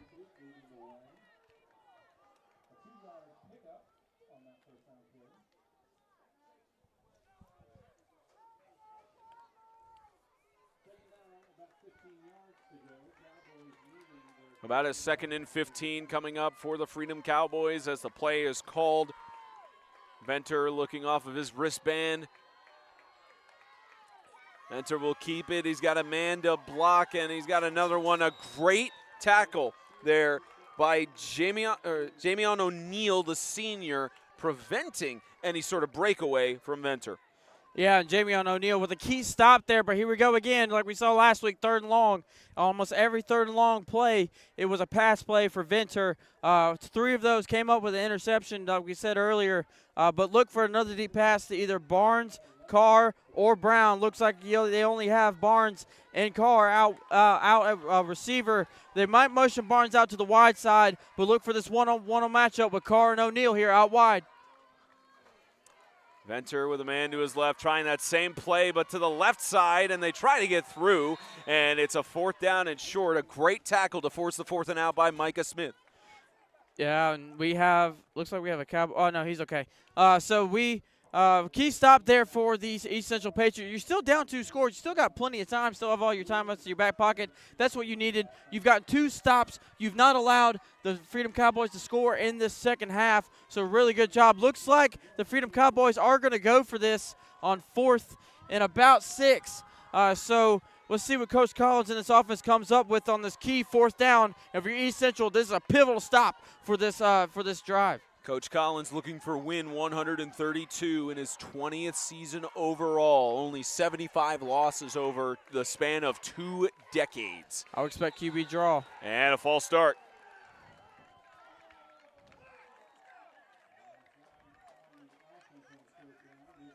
And that might change the play call. Yeah, it looks like they're probably gonna punt. I mean, I would. You don't want to have the potential to have a busted play and set up East Central. So I would just punt the ball away here, get the ball, give the ball back to the Patriots in your own territory, and prevent anything bad from happening as Briars is back here to punt. You got Briars back to punt. Deep back to receive is Jamion O'Neal. And the senior who rushed for 451 yards on the year. And it looks like that is going to go bounce pretty much out of bounds at about the 30-yard line. And we'll see the East Central Patriots get back to work. And 16-point game right now. So 2 touchdowns and 2-point conversions. You tie it. This is still within reach for the Patriots. Not called over in any stretch of the imagination. It's just one of those, you feel the way that the Cowboys have had their momentum thus far, that East Central really hasn't been able to break through. They haven't been able to break through as of mid-second quarter, but if you look at if they had finished on those 2 drives at the end of the first half and to start the second half, this game might be tighter. They might even be in the lead with this one. So let's see if Getman-Shook in this offense can get back with O'Neal in the backfield. Got a high snap, quick sling, incomplete. Intended for the man who was O'Neal, who was trying to get a punt return on the last play, and goes through his hands for a 2nd and 10. Yeah, just a tunnel screen. So O'Neal just goes right through his hands. That's just one you got to shove off. You just got to shove it off and go on to the next play.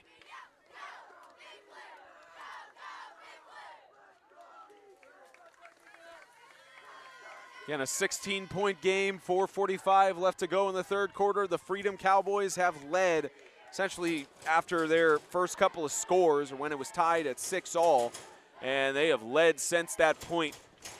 Interesting matchup here. We got number 23 Underwood with Briars on him. There's right side for Jamion O'Neal, who will get to the outside and short of the 1st down to bring up I believe that is a 4th down.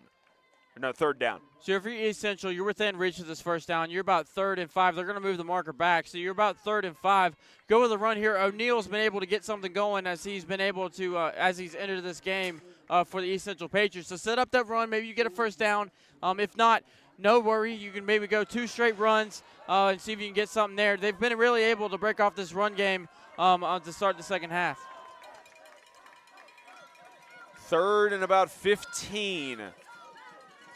East Central's offense being stagnant here in the second half. At least they were driving down the field on their first drive as that carry gets stuffed there. Dejan O'Neal gets nowhere to force a 4th down. Yeah, Venter and A.J. Cedarstrand able there to make the stop. Cedarstrand with a bunch of key stops today. Venter, absolute animal on both sides of the ball. We've said many times over his years playing with the Freedom Cowboys. But great job by Cedarstrand getting to the backfield, setting up a 4th and 5, 4th and 6. He lost a yard on that one. So very pivotal. Looks like they may go for it here to potentially get this 1st down and keep the chains moving. And you feel like, again, with the way the game has been going and how they're easily able to get 5 yards, that they try to do it, but you also give good field position if you don't. They are going to go for it. It's going to be aired out to the right side. Micah Smith in coverage. A breakup. Eli Carr having the defensive season of his career. Celebrate there, young man. In the last 2 games, Eli Carr has come up big. Like we said last week, was very quiet throughout the game, but again, today he's had a very big role on defense through the passing game and also on special teams. He's had a lot of key plays, and that's why he's an all-conference player. And All-American, as we were just talking about. Yeah. We heard the story from his dad, Joey, and how he was supposed to go to the All-American game last year, is nominated, and his aunt's wedding was on the day of the game. So he had to decline and not go, and now he's been invited and nominated. He's planning fully to go this year and everything. Shows, again, goes beyond the dimensions of the field, and he put family first. as the Cowboys get a new set of offensive downs here. They've got Carr on the outside.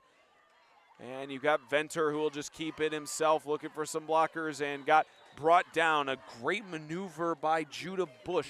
Seems like the East Central defense has started to find ways to stop Venter for the most part. And it's been Judah Bush, the 8th grader, who's really come up big for the East Central Patriot defense. And a lot of big plays here, potentially explosive plays have been stopped by the 8th grader. 8th grader having a great year. Let's take a look at his stats here. 8th grader Judah Bush with 50 tackles, 17 solo, 23 assists, 4 sacks, and 1 caused fumble and recovery. So Judah Bush, a really big part, really big piece of this East Central defense. They'll hand this off to Bryers, who will cut inside. Bryers avoiding 2 tackles, trying to push through the line. He's finally brought down for a first down inside the red zone. They'll spot him at the 18. Yeah, just an inside zone play to Logan Bryers, able to explode up through the middle, get to the second level, make a couple people miss, break a couple tackles, and get the ball inside the 20-yard line. Clock winding down, 2 minutes left to go in the third. With 1:55 left to go here in the third, Cowboys driving, lead by 16, trying to go up by 3 possessions. Look for another Jalen Venter sweep here. And they'll give it to Bryers this time. It'll go up the middle. Bryers trying to push through the defense, and looked like he almost got flipped over a little bit, and he'll push it inside the 10 for first and goal. No, it'll be short about a yard or 2 for a second down and 1. Logan Bryers being the bell cow on this drive. 2 great runs to get the Freedom Cowboys inside the 10-yard line. So great job by the senior leading his team to potentially go up 3 scores. 70 seconds and winding down. Venter in the backfield with Bryers to his left. Seems like they're trusting Logan Bryers now here in the later parts of the game. And we got a flag in the backfield.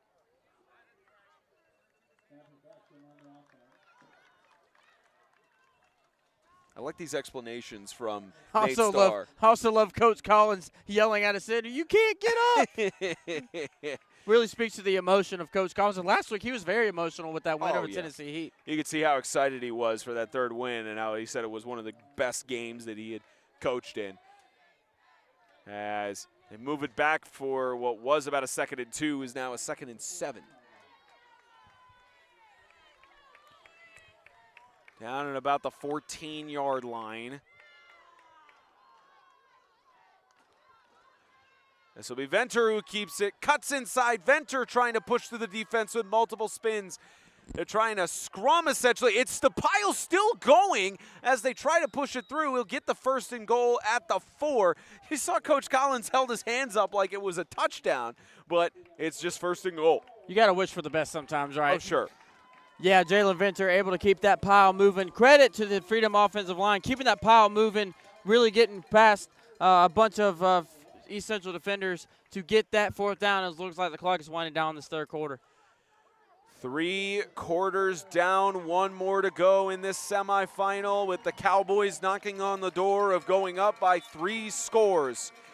And let's hand it down at the end of the 3rd quarter to Will Morrow. Will? Sideline is getting excited, and for good reason. This offense has been pounding it all night, and that offense has run through one man, and that is the quarterback, number 9, Jalen Venter. Venter put up 30 all-purpose touchdowns on the season, as well as 38 tackles on the defensive side of the ball, and he has just continued to build on those numbers all night long. Let's see what he can do coming up right here at the start of the 4th quarter. And I mean, he was just as incredible in the SEAC championship game last week, and how incredible he was. So it's one of those moments where Venter has continued to be one of the standards of the Freedom Cowboys program throughout his years, and especially with graduating 10 seniors last year. He's one of the 6 on the roster this year. He's helping mentor those 11 juniors as well, who are going to have the next man up going into 2025. And he's had great guys like Oliver Johnson mentoring him on his way up as well. So really leading by example. Logan Bryers, senior, this is going to be his last weekend with the Freedom Cowboys, except for Gatlinburg, of course. His last one with his brothers. His last one with his brothers. He'll have some of them there in Gatlinburg. But you have guys like Briars, Venter, Javion Barnes. Venter and Javion Barnes obviously coming back along with Eli Carr. Yep. So you're losing some key pieces next year, but you really do still have that core. So really bringing a lot of these young guys up like Sears and AJ Cedar Strand, along with 28 Casey Montemagno. So a lot of these guys you see are in the game right now. Montemagno in the game along with Sears. So really trying to get these young guys ready for next year. We can see behind us the Pack Panthers, runner-up for the national championship last year, warming up. Here's a carry up the middle. Logan Briars makes it look easy. Another touchdown for the Freedom Cowboys. Just another power play to Logan Briars. He's been the bell cow the entire drive, able to pound it in for the 2-yard score to put Freedom Cowboys up 48-26. We're mentioning the Pack Panthers are warming up right now behind us, as are the Tennessee Heat. They're at one of these ends of the field somewhere where they're warming up. We can see them over in the corner. Both teams have soaked in about halfway of this contest and are looking forward to fight for the right to be in the national championship against whoever ends up winning in this current competition. And of all the teams here, I believe Tennessee have the ones with the biggest chip on the shoulder. With the loss they took last week with the Freedom Cowboys, so the loss they took last year with the Pack Panthers, they want that little bit of respect back. Coach Scott told us last week they want to own the moment. So that's kind of the big thing for them for this week as well, as own the moment, own the stage, as we got a flag on the field.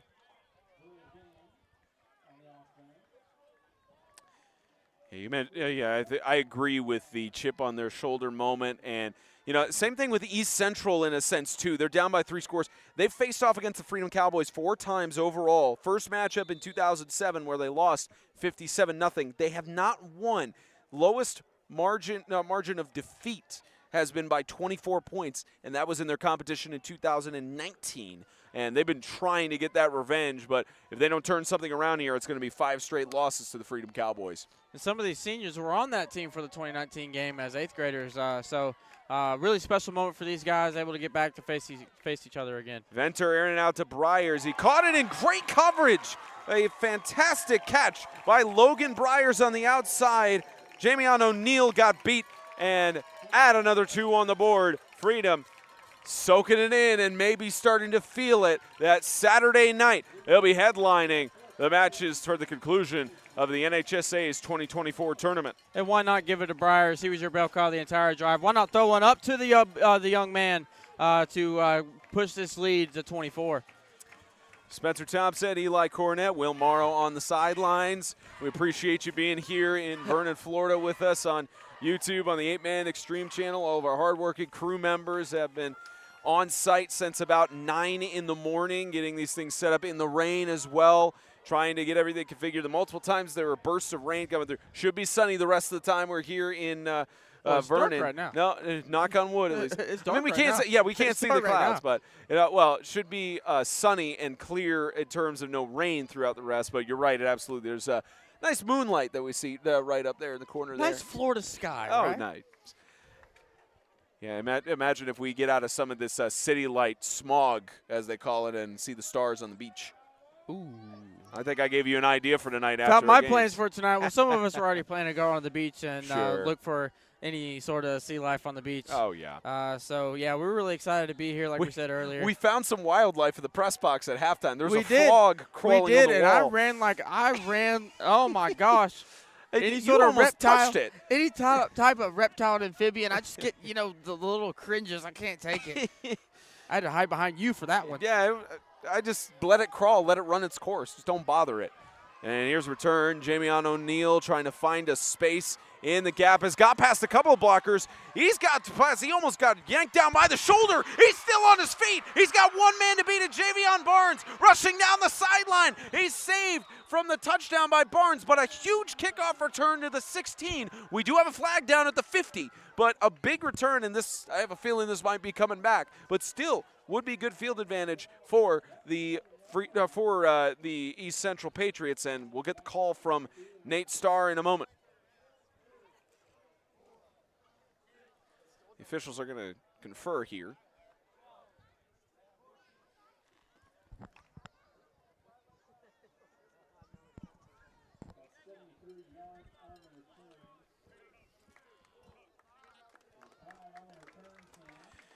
You hate the hold to be called on the freshman there, but I believe they enforced that from the spot of the foul. So what would have been great field positioning for East Central, they are now backed up inside of their own 40. Yeah, and East Central haven't really caught a break with those penalties and everything, but credit to them, they've bounced back from those penalties as well, able to get something going. Got something going on the last drive, just wasn't able to capitalize on it. So you're still down 3 scores. You get 11 minutes, 33 seconds. Coach Scott still has all his timeouts left, so I wouldn't put the nail in the coffin on this one yet. Quick clarity on Will Morrow's comments from earlier. He said 30 all-purpose touchdowns for Venter. It's actually 40. He undersold it a little bit unintentionally. Apologizes for that.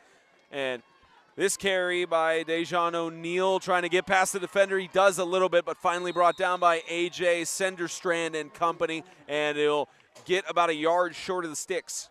Yeah, inside zone to Dejan Neal, able to make a few people miss. Break a tackle. What a great move there by the, I believe, by the sophomore to get away from a bunch of Freedom defenders. Able to pick up the first down.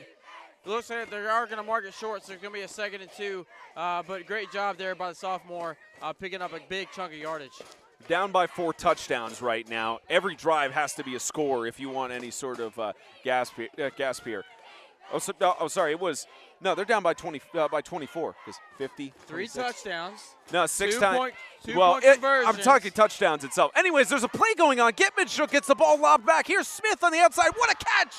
At the 20-yard line, finally brought down by Eli Carr, and what looked like it wasn't even intentionally a flea flicker. They've got field advantage back where they were before the holding call. Micah Smith, like Coach Collins said at halftime, they have not found an answer for Micah Smith. Micah Smith acting like an absolute animal out there on the field. Has had a few drops, but he comes up big for the Patriot offense on that one.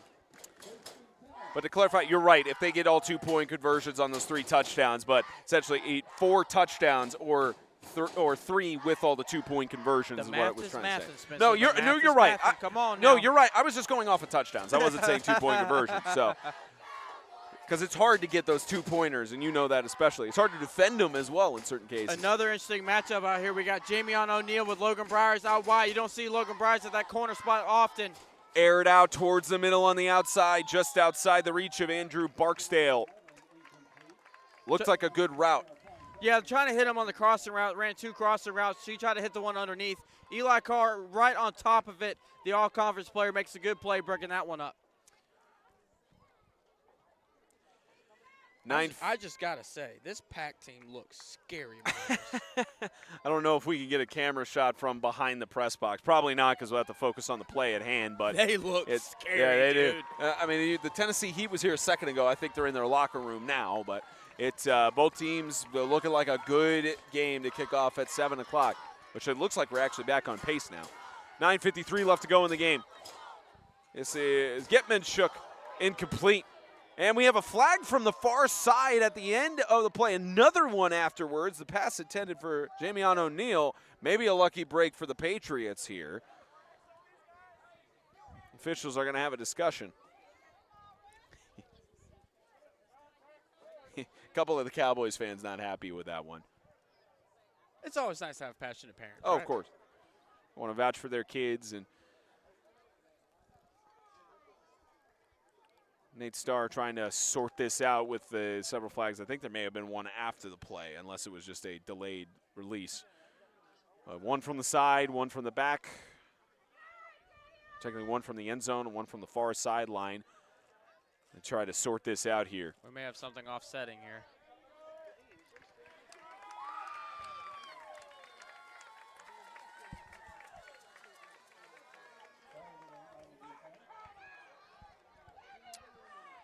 Huge break for East Central.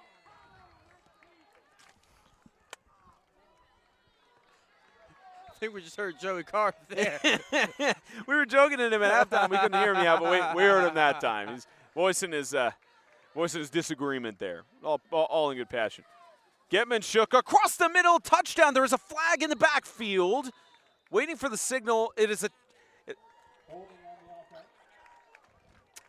And they bring it back with the holding call. Usually whenever you see those sort of flags coming from the referee or whoever's in the backfield, it's holding call. Yeah, 9 times out of 10 they're going to call that. Just kind of hooked them a little bit. Really hard to not make that call. But again, you were able to connect. Despite the holding penalty, Getmanshuk has been able to connect with his receivers, O'Neal and Micah Smith, 2 of his biggest playmakers. So look back. I would think they're going to go back to one of those 2. Weems has also been big. He has as well. Another key matchup down here. You got Carr on Smith. We saw Javion Barnes on him a lot. Again, Logan Breyer's on top of O'Neal. 2 very interesting matchups to look at as we round out this 4th quarter.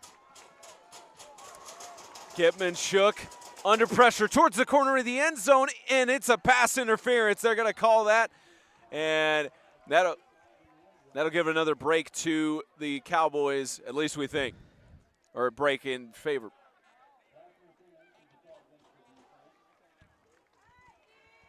That's in favor of the Patriots. And that's one, if you're a football coach, you're not mad at that one. You only give up the touchdown. This Freedom defense has been really played really good goal line defense. So if you're Coach Collins, I'm not mad at that one. You want to try to, you'd rather get the penalty than the 6 points right there. And it's still a 2nd down and about 3 at the 9-yard line if they want to get it to 1st and goal and extend the drive. But time is now winding down here in the semifinal.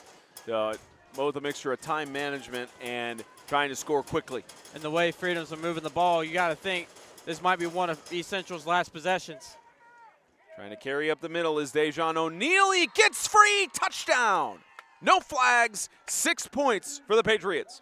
Key score for the East Central Patriots, getting 6 points closer to that margin that Freedom has developed.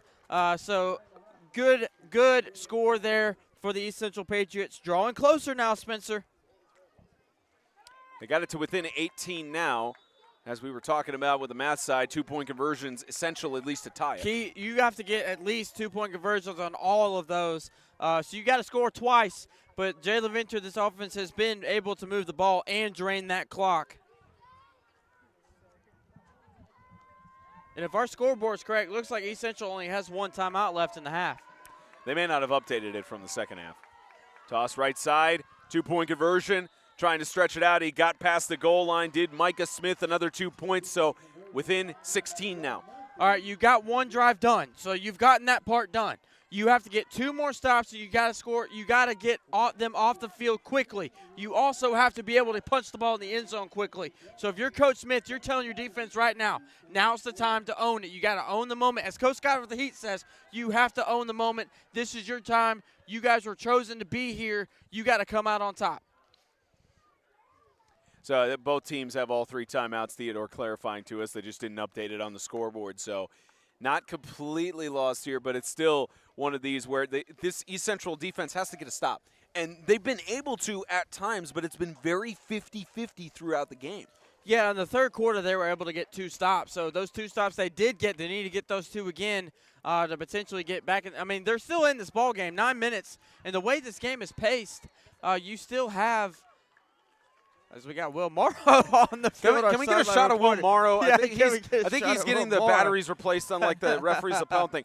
We were hearing it fine up here unless he just turned it off all of a sudden. So it's kind of cool that he's doubling over. Way to go, Will Morrow. Will Morrow gets some playing time tonight. Wouldn't even try the onside here, try to pin them deep. You've been able to have success when they've been in your own territory.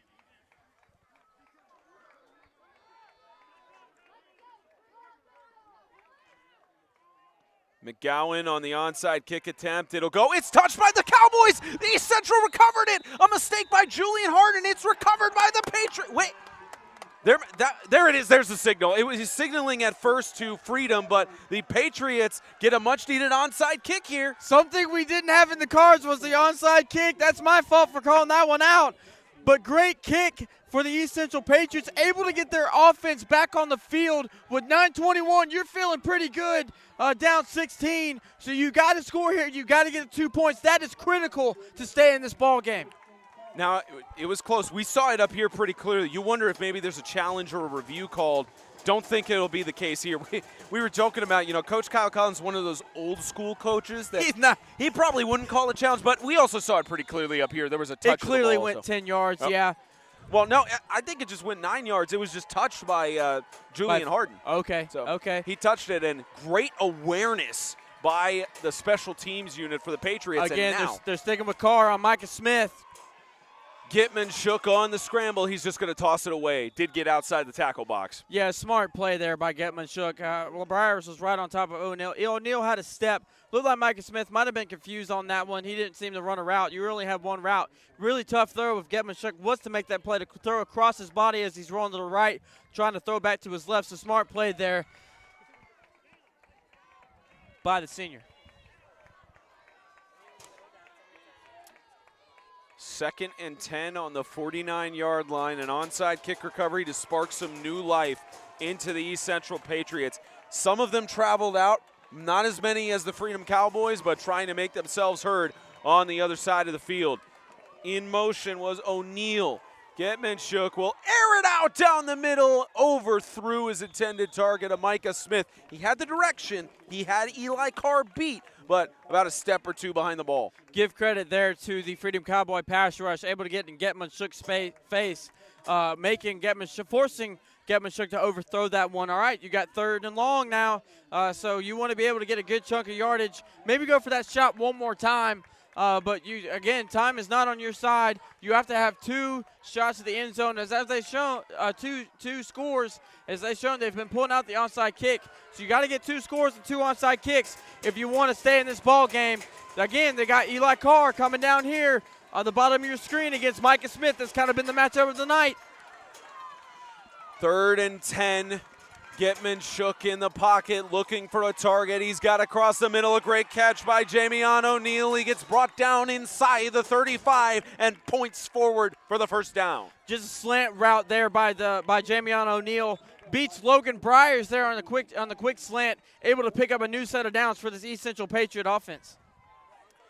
And the good news is with them getting that onside kick recovery, even if they missed the 2-point conversion, it's still within reach with all 3 timeouts. So it's not as critical as it was before, but it's still just important to try to get it within 8. But they're getting more comfortable as the game's kind of going on. You're kind of see Getman Shook kind of getting his rhythm. He's finding his guys. He's putting the ball right in their hands. You have, I believe that's Barksdale's now in. Barksdale had a big plays in the second half. So you got Micah Smith on Eli Carr. You got Ventor on Barksdale, and you got Logan Briars and Jamion O'Neal. Getman Shook across the middle. Smith trying to get past the tackle. He did get the better of Eli Carr, and it finally took several players to bring him down just a yard short of the line to gain. And this Freedom Cowboy defense is starting to get a little gassed. With this passing attack, Getman Shook able to credit to Getman Shook. He's getting the ball out very quick with that pass rush right in his face. So Getman Shook really on point right now, and really on point when it comes to chemistry with his receivers. How much time you feel comfortable with scoring a touchdown here? Like ideally, is there like a danger zone? Ideally, you want to be able to score with above 5 minutes. You don't want to let the clock tick down to 5 minutes. And they'll get a false start.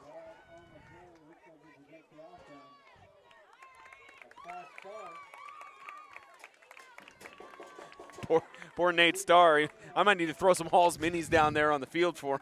Throw coat. You can still got your arm? I need one. What do you mean my arm? I only threw 1 touchdown pass in my career. The clock's still winding down. Not really a sense of urgency. You were mentioning maybe like 5 minutes. They do have all 3 timeouts, but you want to try not to use those as much as possible if they can get some stops, especially with the rush-heavy offense. So especially with the time right now, you want to be able to tie this game. Start looking to try to get to overtime. Getman Shook the right side. He gets tripped up, and it's incomplete, and Logan Briars was in coverage, and it was not an intentional trip. They just got wrapped in each other's feet. Brings up 3rd down. Yeah, good no call there. 2 players, like you said, just said, Spencer, got tangled up. So key 4th down, or I believe it should be 4th down, or was that 2nd down? Or it's 2nd down. We got 3rd down. Okay, so we got a key 3rd down here, about 3rd and 6. Getman Shook, like I just said, has been on point with his receivers. all fourth quarter. Look for another pass, either O'Neal or Micah Smith. It's kind of been his go-to guys. 3rd down and about 6. You got this Freedom Cow trying to make noise, trying to get this offensive line disrupted. O'Neal to his right to help block Gitman. Shook airing it out in the middle, and he's got a diving catch. Micah Smith with the reception. Wow! Oh my! Micah Smith just laid out for that one. Beats Eli Carr on the post route. Great job by the senior securing that ball. I might want to take a quick look at that one, but great job by the senior, really cradling that ball to possess that ball to put the East Central Patriots within 1 score, given they get the 2-point conversion. I didn't even think he got to the goal line at first, but he managed to dive in and cross it. I think when he extended, he was able to get the ball across. Yeah. Got in there to make it a 10-point game, 2-point conversion pending to make it 8. And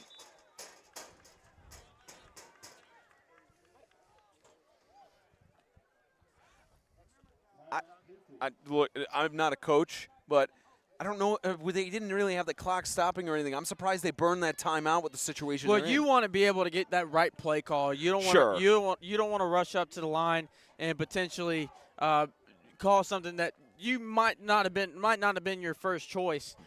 So smart timeout, trying to get your offense kind of going, and also that excitement starting to come back on the East Central sideline. You're within 1 score. You've been down all game. You're only leading for about, the first minute and a half of the game. Right. So the excitement is really high for the East Central Patriots, but this Freedom Cowboy defense, like we said throughout the entire game, don't count them out. As we saw last week, they're above this time. So let's see if Freedom's able to hold them to still 2 scores if they're not able to get this 2-point conversion. We have talked about it very minimalistically throughout this tournament because actually we're looking on the sideline here. You got a conversation between Callan and Barnes, as well as looks like we had another player who's got his shoulder pads off. I think that was Nathan Brown, who again was being looked at his wrist. His shoulder pads are off, so he's done for the night. But conversation down there. Yeah, Javion Barnes came out in the 3rd quarter, and we haven't seen him since, along with Nathan Brown. So 2 key players out for the Freedom Cowboys. Coach Collins having a lot of his youngins step in and try to step up for this defense. Looking to make it a 1-possession game. They do. It's a catch by Jamion O'Neal, and we are within 8 points in the semifinal with 6:57 to go. Oh, my goodness. Great catch there on the quick slant. They've been running a lot of slants, a lot of outs, a lot of quick game. So really good balance by Coach Smith in the offense, kind of going short and deep, kind of a little bit of mixing it up. So great job by the East Central Patriots to get it within 1 score. So what I was talking about before the play resumed, we talked about this minimalistically. Not saying those of you who are watching, but some people in the past, throughout the coverage that we've had of the Evangel Lightning, there has been the accusation of Evangel bias, and we've talked about it as well. It was so difficult because of how good they were during the games we covered. But all 4 teams in this Division I bracket, they've been beaten by Evangel either in their conference or in this tournament. So all of them knowing that they don't have to face the Lightning. This is where you have these teams that have grit and fight. All of them wanting to win a national championship this year. Andrew Capps, if you're listening, here's an idea. Black Bear Brawl next year in August. Winner of either D2 or D1 faces off against Evangel in August. I think we'll be in a heck of a game there because all the teams want Evangel. Your Tigers don't want to face Evangel, right? Or do you? I'm going to leave that one up for Coach Adams. I'm just an assistant coach. Though pretty much every coach you talk to, they always want to play a game. Doesn't matter. And we talked to all the teams and coaches as well. They were disappointed that they couldn't face off against the 6-time defending national champions. They said we want to get that game against Evangel. But you also have teams here that want to face off against each other. Yep. So they're also scheduling, like they said. Onside kick attempt, no problem as it goes to the 45, picked up by Jalen Venter. And didn't get the better of him on this offensive, or onside kick, I should say. And now the Cowboys will try to shut this game down. It's going to be very interesting to see what this drive looks like. You have Briers and Venter still in, but you have Brown and Barnes out. So you have a lot of young guys coming in. You have Harden coming in. You have Sears coming in along with Eli Carr. Eli Carr not playing a lot of receiver this year with the way that Brown has stepped up. I expect a lot of Venter run, try to drown out this clock. Again, Central still has 2 timeouts. You don't want to use them yet, but you have to get a stop here if you're East Central to try to stay in this game and potentially send it to overtime. And we've barely seen any passes happen in on first down or second down, and that trend continues here as Briers tries to go up the middle, and he's drugged down from behind. Good tackle by Tucker Wadsworth.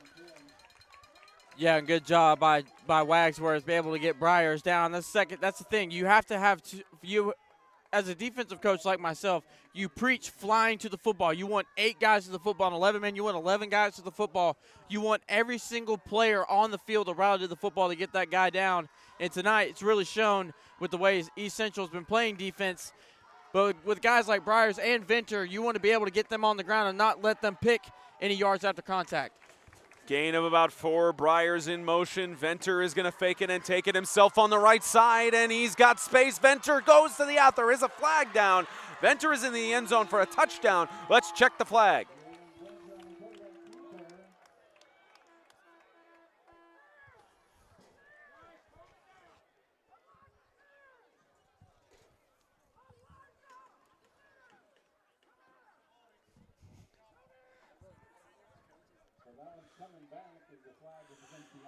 You could hear Coach yelling for Elijah Sears, telling for him to come over. I always wonder how strained coaches' vocal cords get after these games. But with a guy like Coach Collins, he's been doing this a long time. I'm sure he's got some strain on them vocal cords. Yeah, but that's a teaching moment right there. Oh, yeah. You're trying to get the young guy to correct that mistake, kind of coach him through it. That's just kind of a teaching moment.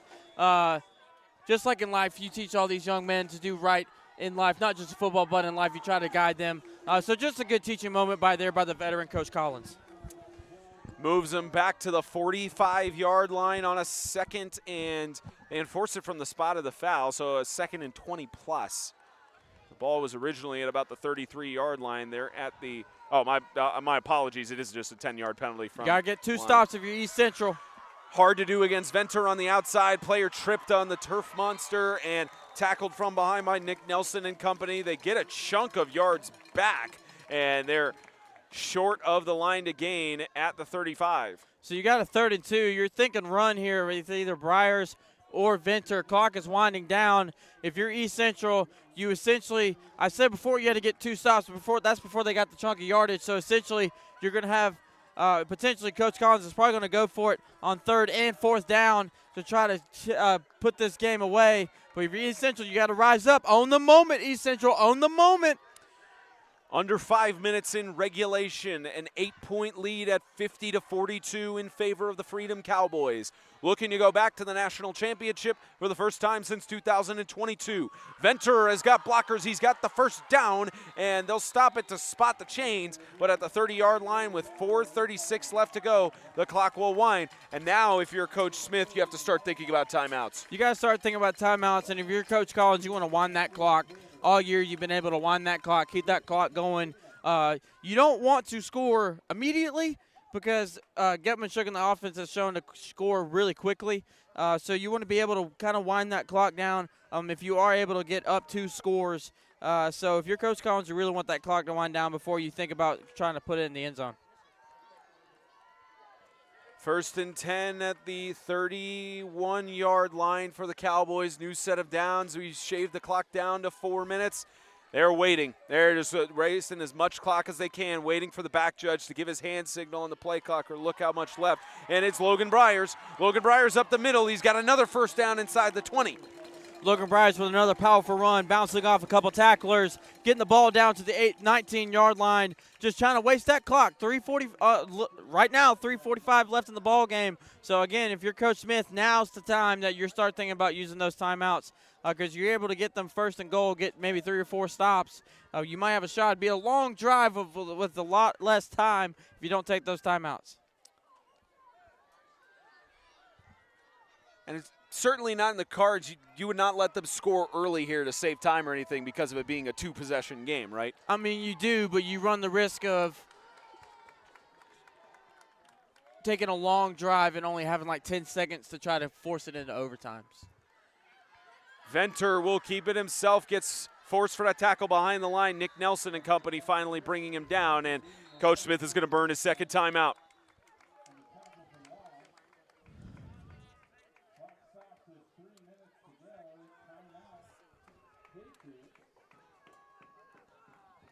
3:01 left to go here in the fourth quarter. One more timeout for the Patriots to work with as we will step aside on the other.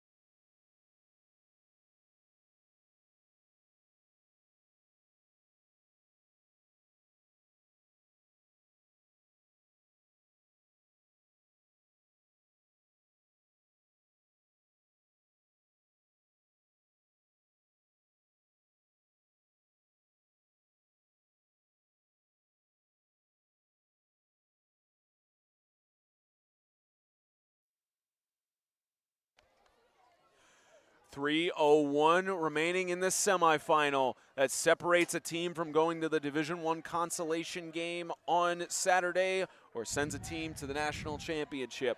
For East Central, it would be their first time, to my knowledge, in program history. For the Freedom Cowboys, just the second time in the last 3-4 seasons. Bryers up the middle with a carry to try and seal the deal. It's waiting on coach on whether he's going to call a timeout, and we've got an East Central player down. And looks like he is good to – he's still clenching his leg, but he's able to stand up on there. But I think he has to go off of the field. Yeah, Nelson's going to come out and O'Neal's going to come in. So you got about third and 5 here. So you got to get two stops here. So you got to get third down and fourth down with 2:35. The clock is winding, so you got to think after this play you want to take that timeout. And then if you're able to get that stop, the clock will stop for if you want to get that timeout off, that clock will stop on third down. Unless somehow on a third down here it's a pass like the Cowboys have usually done, but they may just opt to run it here without short of the line the game they have. 2:15 and winding. Final seconds, Venter is going to go to the left side and wrap from behind. He will get the first and goal, and I believe Coach, he hasn't earned his timeout yet. The clock will stop to set the chains, but we do have a Freedom Cowboy down on the field.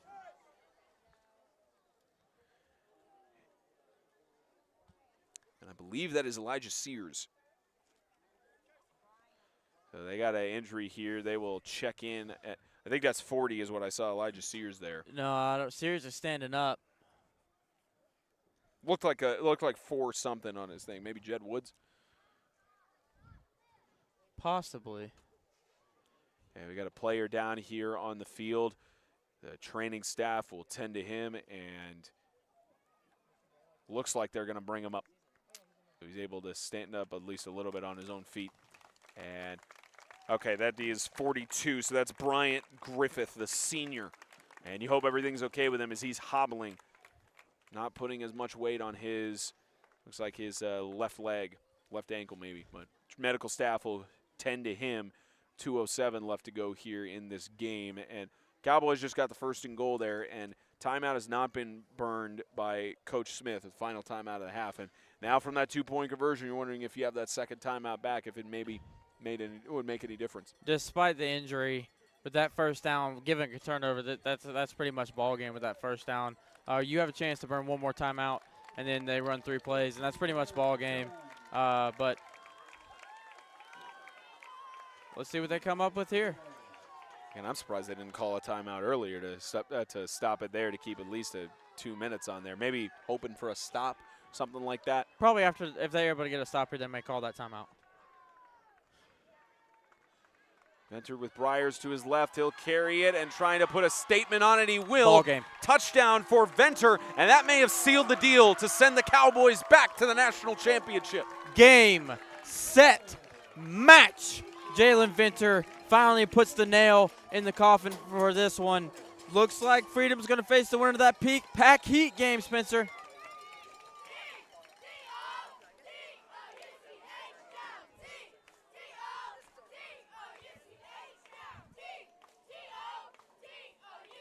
And I guess the Cowboys got themselves burned, and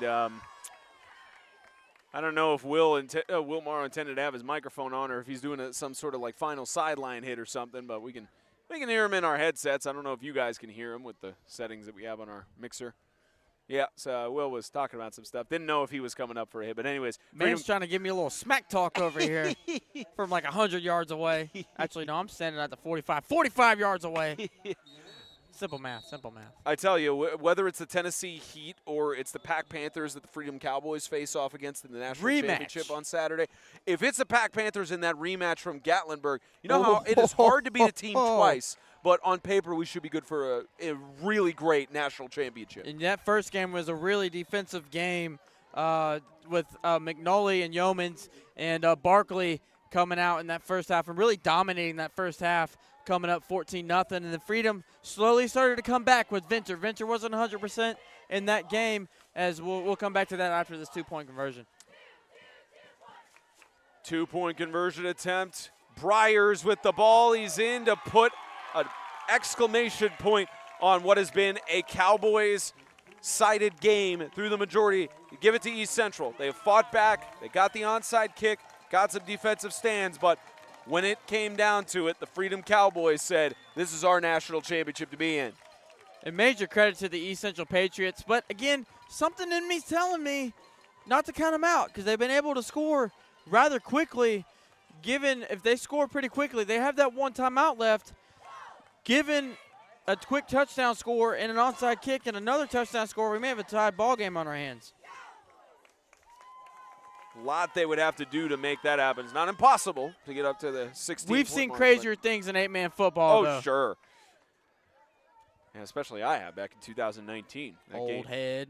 Good old Evangel Lightning and Ezel Harding, and that was still probably the best national championship that called thus far. One of the good ones. And we have a chance to top it this year with a bunch of these great teams out here. No matter if it's East Central, Freedom, Pack, or the Heat, we're in for a good one. Along with D2 as well. Yeah, Division II shaping up for that matchup. A reminder for all of you who are joining us here on this semifinal. Appreciate it. Appreciate you spending time with all of us here on your Thursday evening. And you got the Southern Christian Patriots and the River Oaks School Mustangs facing off in the Division II National Championship at 4 p.m. on Saturday. Consolation game between the Coastal Homeschool Hurricanes and the Southern Prep Academy Fighting Rangers will happen at 10 a.m. on Saturday. We'll have those games for you here on 8-Man Extreme, as well as the Consolation and National Championship for Division I. We'll have those games for you. Still undecided here, but pending the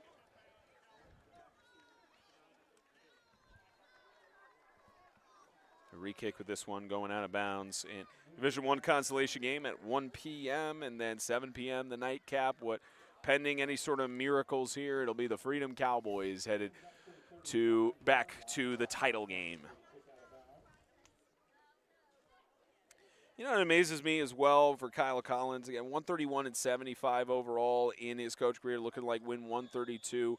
In the last couple of years, most of his losses have been to the Evangel Lightning, which it shows how great of a coach Kyle Collins is and the amount of continued success he has had with the Freedom Cowboys over the last 2 decades. Yeah, he comes in week week out with his boys ready to play. Every single game with the Freedom Cowboys is always competitive. It's either competitive or it goes Freedom's way, so really give a lot of credit to Coach Collins. Good return across midfield by Gage Spicer, the junior, to get it down to 1:32. Again, still not impossible. You've got 92 seconds. This is one of those, you talk about 2-minute drills. You have to score probably within 30 seconds. You got to score quick, so I would take a few shots to the end zone. Mackin Smith has come up big. I wouldn't even really consider taking that timeout yet. You kind of want to save that timeout just in case, but also you risk the fact of not using that timeout and still having one timeout in your back pocket left once you leave the stadium tonight. Part of it rests on their senior star quarterback, Nikita Getmanshook, from the 50. He's under pressure. A huge amount of duress, and he'll sling it around. Incomplete pass intended for O'Neal. And another thing you don't like seeing is a slow-to-get-up Jalen Venter. Looks like he's fine, maybe just a little shaken up on the slide. Yeah, so trying to go to the out route to O'Neal right there. Stressendale trying to give him a little bit of pressure. Able to get that ball out to avoid the sack. So good job there by Getmanchuk trying to avoid the sack there. 125 in regulation. This Freedom Cowboy crowd trying to make some noise for their defense now. Trying to do their part. Getmanchuk again under pressure. He'll sling it over. Right side, O'Neal. Got the better of the man, going for him. Cuts to the inside, down to about the 35. He's still on his feet, still spinning around. O'Neal I would take that timeout now. O'Neal inside the red zone. They do stop the clock to spot the chains, but what maneuvering and footwork by Jamion O'Neal to put his team in the red zone. And he does take that timeout now with 1:12 left. 1:12 left in the game. You were right about trying to preserve that timeout, and O'Neal trying to put the team on his back, in essence. Same with Getmanchuk, as they are in the red zone and have a chance to score. They do have a chance to score with 1:12 left. If you're able to get a quick strike here to either O'Neal or Smith or Barksdale, who's also come up huge for them, as we saw late in the second quarter, you have a chance to get an onside kick. They've already gotten one tonight, so East Central not out of it yet.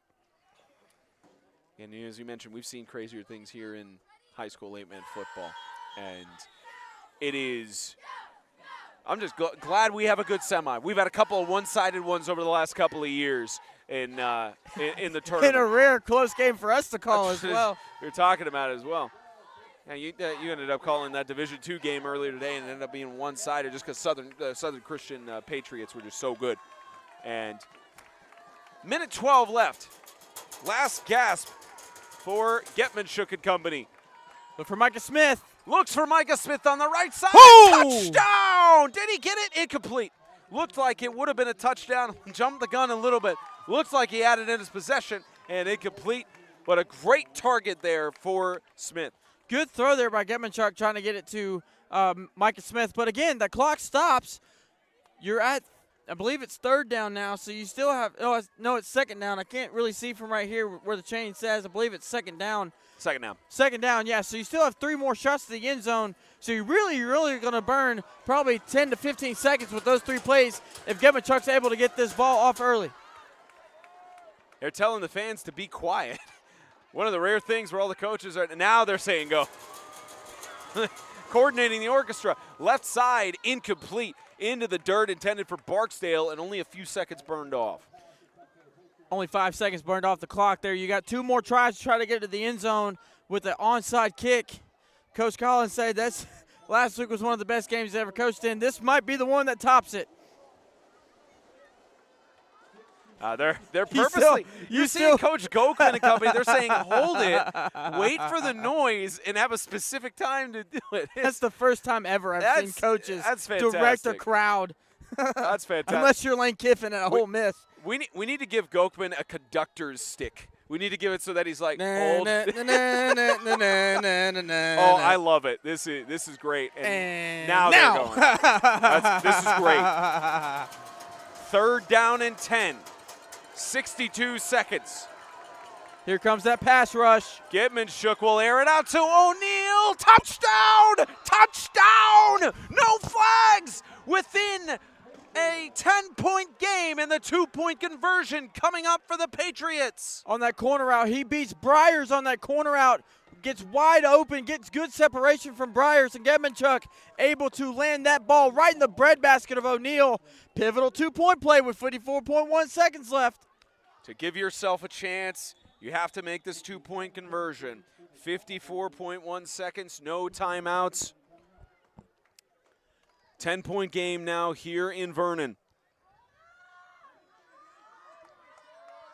This is ball game right here. If you don't get it, you're good.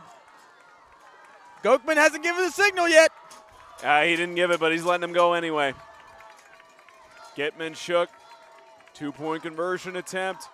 Movement from the lineman, a low snap. Will sling it out to the right side. Smith, he goes up to try to dive for it and couldn't get it back. Great coverage from Jalen Venter. And You can even see Smith is going to him saying good coverage there. He's encouraging him. Yeah, just good sportsmanship right there by the senior, acknowledging the talent of the opposition. So 10-point game, 54.1 seconds. You can almost put this one to bed, given an onside kick and maybe some fluky things. But overall, great defensive stand there on the 2-point play by the Freedom Cowboys. 54.1 to go. Onside kick is incoming. We know that. 2-possession game. Again, we've seen crazier stuff happen here in the high school 8-man football You scene. said we were going to be on track. No, well, I thought we were at first, but now it's likely we might see a 7:15 kickoff for the second semifinal. But I mean, both teams have been standing by, ready to go for like the last 45 minutes. You can see in the left corner of the end zone, that is the Heat. Looks like the Tennessee Heat. That is the Tennessee Heat. Yeah. That is Tennessee Heat. You got the Patriots. I didn't see them wear the white helmets before. You've never seen them wear white It's been a while. It's mostly the dark black ones with the Heat, the fiery snowball on it. Not red. I'm also red, green, brown deficient in both Oh, eyes, okay, so. that makes sense. Okay. My apologies. Yep. My apologies. And there's the onside kick attempt. It did go on the hands of Nick Nelson, and that's going to seal it for the Cowboys. And they can feel it. A national championship on Saturday night is in their future. And for the East Central Patriots, they'll be in the consolation game at 1 p.m. on Saturday. You really got to give credit to East Central fighting back, trying to claw their way back to get a victory. But it's just going to be a simple kneel down for Coach Collins and his football team. Fantastic performance overall on both sides. East Central fighting back as much as they could.